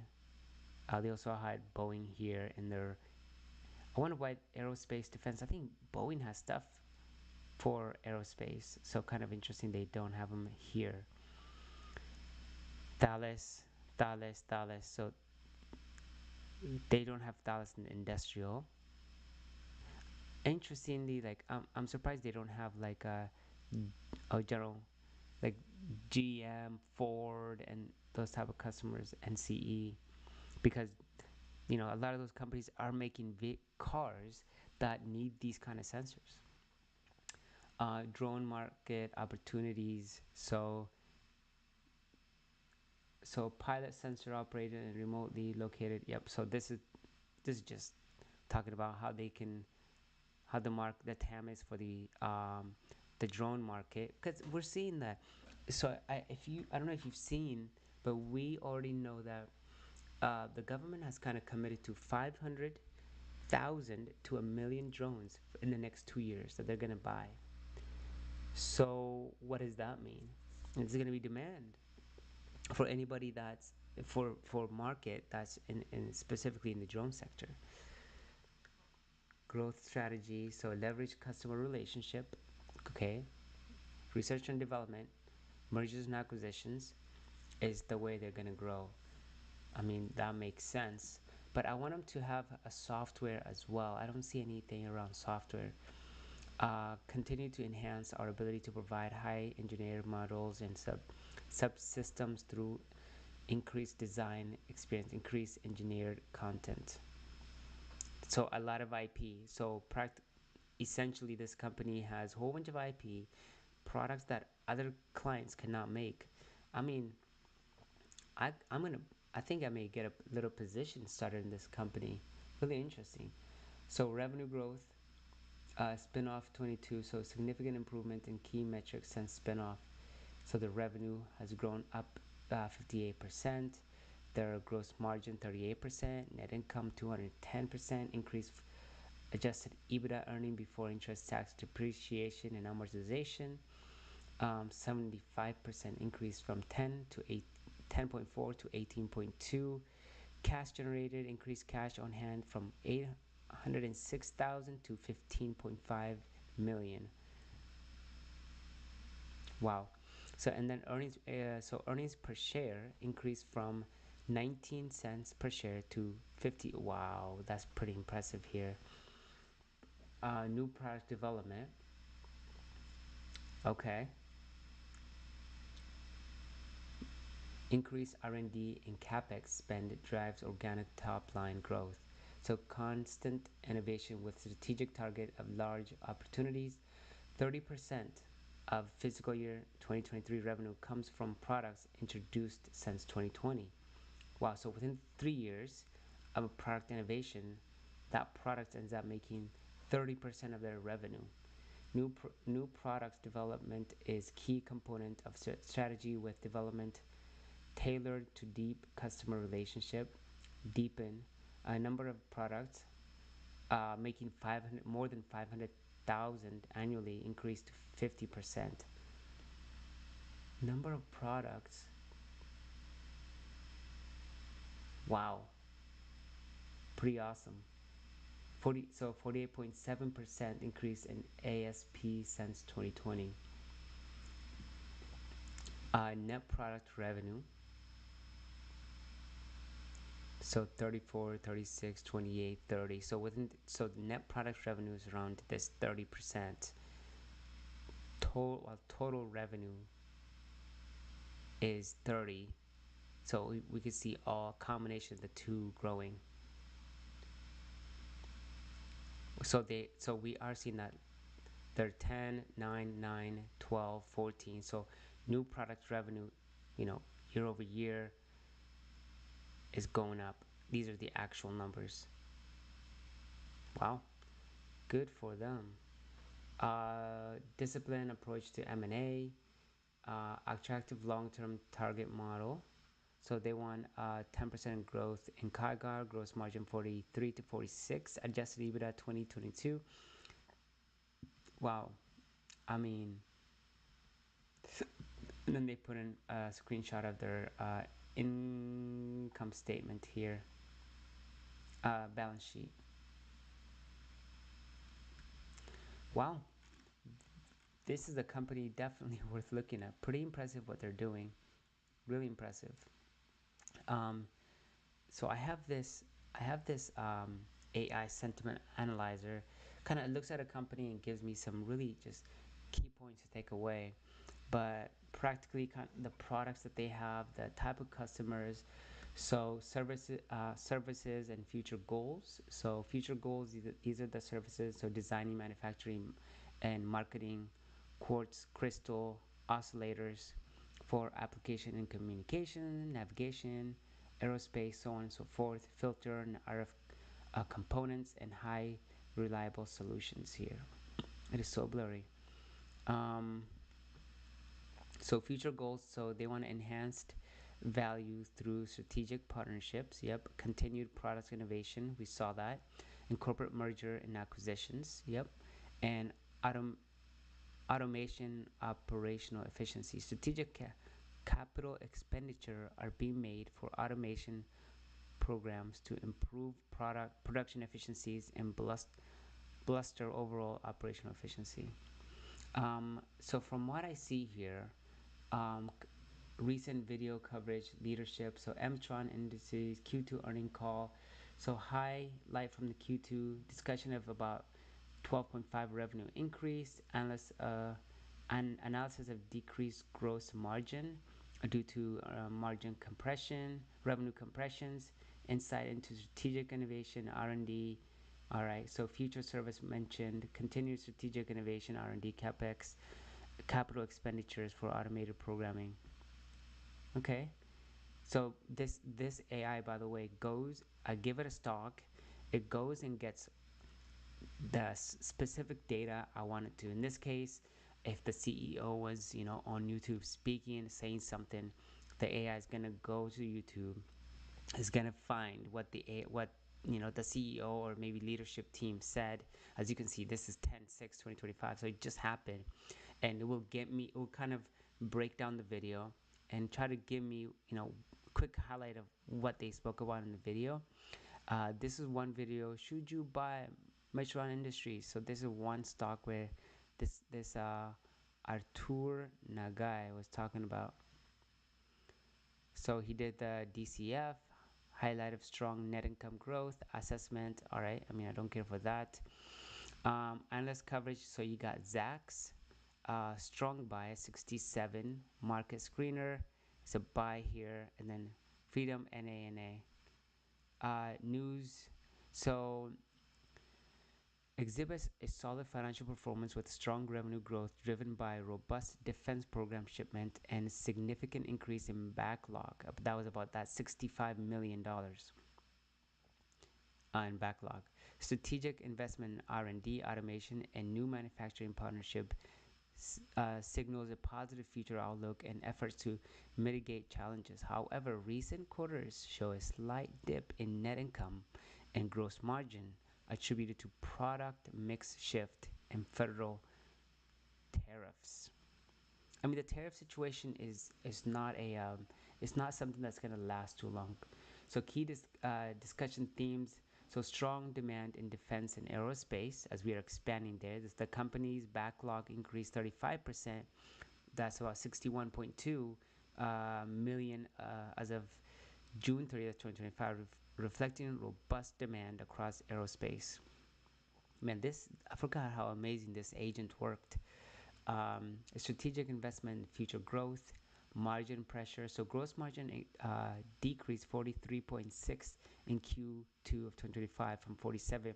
This company is growing a 43% gross margin. I don't care. That's phenomenal. Solid financial health. Yep. Risk. Market volatility. Yes. Strong balance sheet. Low volatility. The stock exhibited relatively low volatility with a beta of 0.73, indicating it is less volatile than the overall market. Okay, so strong balance sheet. The company maintains outstanding financial health with virtually a debt-free balance sheet. Yep, boasting a debt-to-equity ratio of 0.01. So it's really strong. Yeah, we saw their balance sheet and really good. So regulatory risk. So tariff impacts and changing trade policies. Federal tariffs on imported goods have been identified as a factor negatively impacting the gross margin. Leadership has also noted unpredictability of changing trade policies as potential risk. If you want this AI, by the way, let me know. I can share it. Competitive. So the intense competitive and market concentration. So the frequency control and timing solution market is competitive and fragmented, influenced by rapid technology advancements, a concentration of revenue in the defense and avionics industry exposes the company to risk of dependency in the specific sector. That's what I was worried about, because I never like it when a company's assets or revenue comes from one specific company. This is the competitive landscape. Knowles Corporation. So these are some of the companies that do similar things. So you got Knowles Corporation, Bell Fuse Inc. But once again, these are companies that are much larger. I mean, this is a little bit closer, and this is even like below the 155 market cap we were looking at. Engages in manufacturing, supply, marketing, and sales of critical solutions for use in electronics products and potential including components similar to MPTI.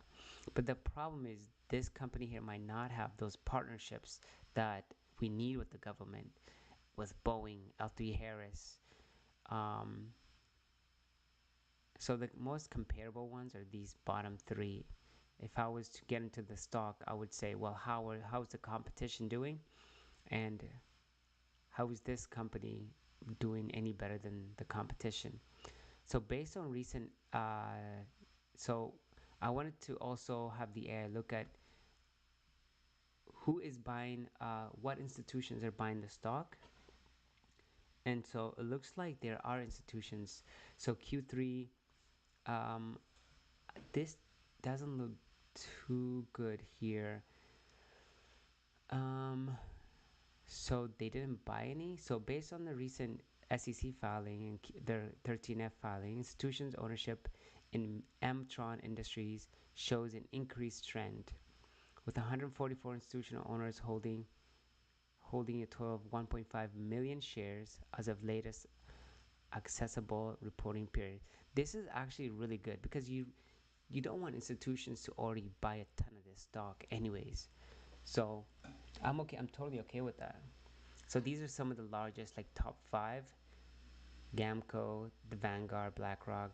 See, these two don't matter just because they're agnostic. They're always invest in any company. Most companies out there they invest in, and they'll just hold the shares. So when I see these like Vanguard or BlackRock buy shares in a company, I kind of just say I discount them. I don't even look at them just because they would do this for any other company.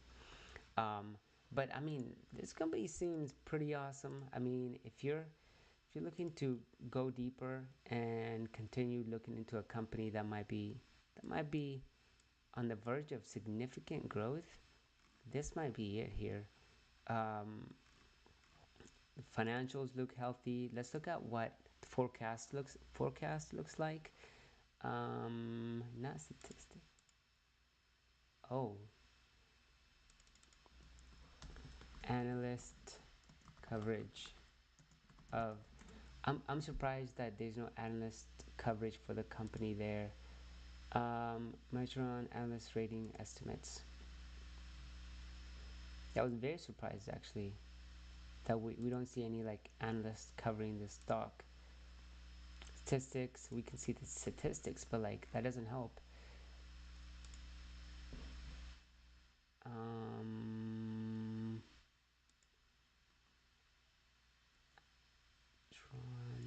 Stock price, analyst estimates.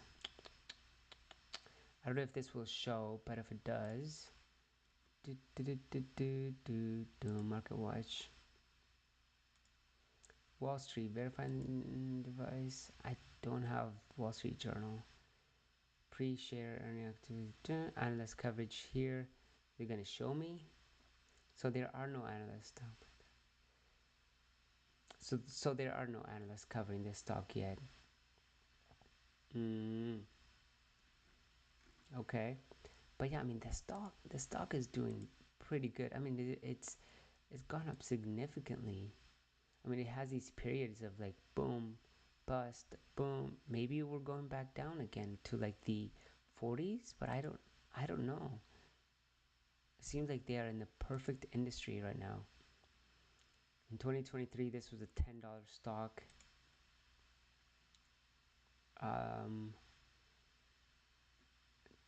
Yeah, let me see the pre-share earnings, actual and estimates. Actual estimate.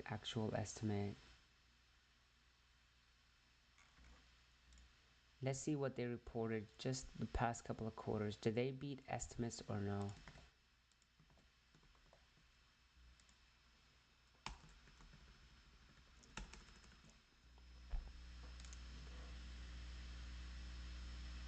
Alright, so how did they do? So they reported Q2.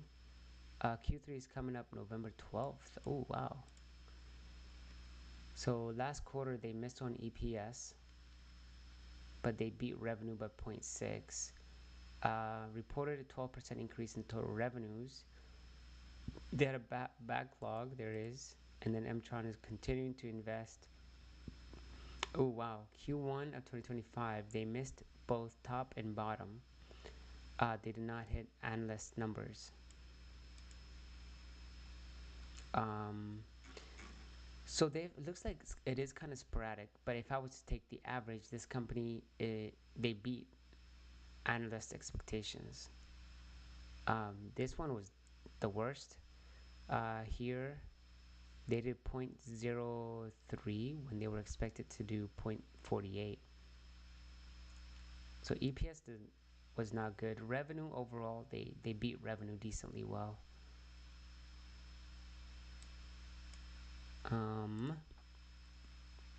Oh, I need to get a membership for this. But preliminary Q3 revenue.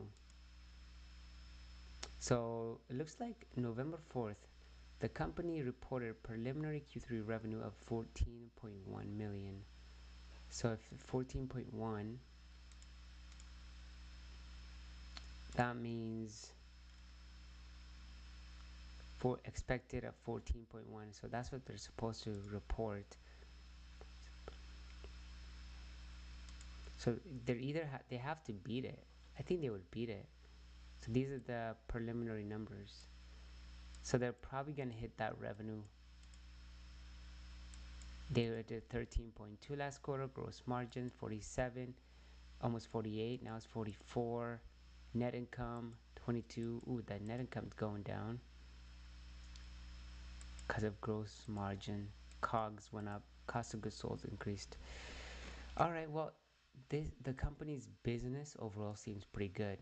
Yes, they had a couple of periods where they didn't beat analyst expectations, but overall, this is a company that is, EPS by 46, by 50. They're beating EPS pretty well. They missed Q1 2025.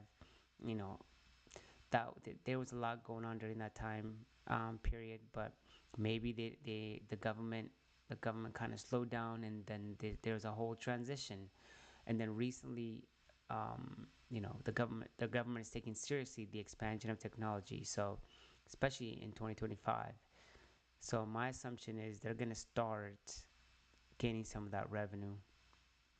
They're gonna start getting some revenue from what the government is trying to portray in the directions that they want to go.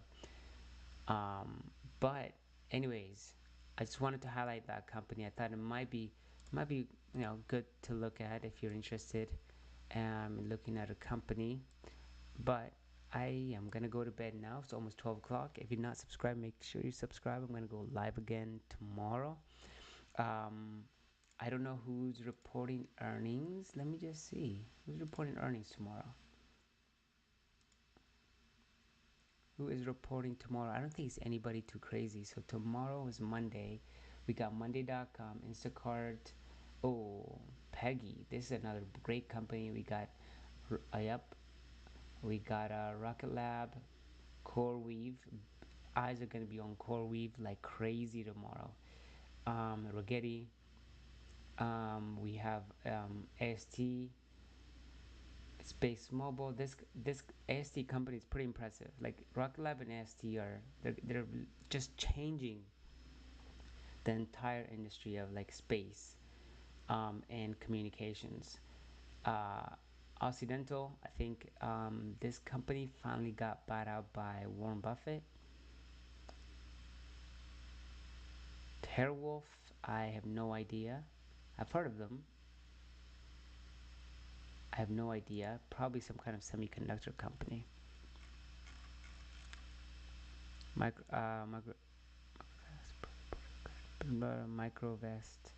I have no idea. But overall this week, I think Monday seems like a busy day. I think more than 80% of the companies I needed to report have reported. So Monday is going to be decently important companies here. Nebius and Say are also really important companies. Circle and who's this? I have no idea who that is. Circle, you got DeLoco, yes. Eyes are going to be on DeLoco. Rumble, maybe. Serve Robotics, another big company. Cisco, yes. JD.com, wow. This is Disney. Disney is probably gonna be an important earnings to look at, just because they're gonna talk about Fubo in that partnership. So definitely keep eyes on Disney there. JD.com, China is like retail, almost like an Amazon. Ondas, like aviation, drones, drone company, just having an amazing year. If we look at the stock, it's gone up to like $11 this year. Recently getting beat up, so $11.09. Recently getting beat up, but I have this company. I bought them at 80 something cents, right around here, and it's just been an amazing company. I've taken some profits, but I don't know if I'm gonna sell out of everything. They just seem to be the leading company right now. They're just growing so fast and have some great partnerships in the government. So they're reporting. I'm probably going to be looking at the reporting. Bilibili, SharpLink. Oh, this is going to be an important earnings, because they do they do a decentralized. They buy cryptocurrency. They use They're focused on buying Ethereum and holding it in their portfolio. Brookfield, I think they are finance. Brookfield Corporation investment firm focused on building long-term wealth for institutions and individuals. It has 7 operating segments: asset management, wealth, finance related. I've looked at this company and I didn't buy them. I just wasn't interested. All right, but that's it. If you're interested, here's the earning numbers. Go check them out. But besides that, I think that is all I got. Have a great night. Talk to you tomorrow.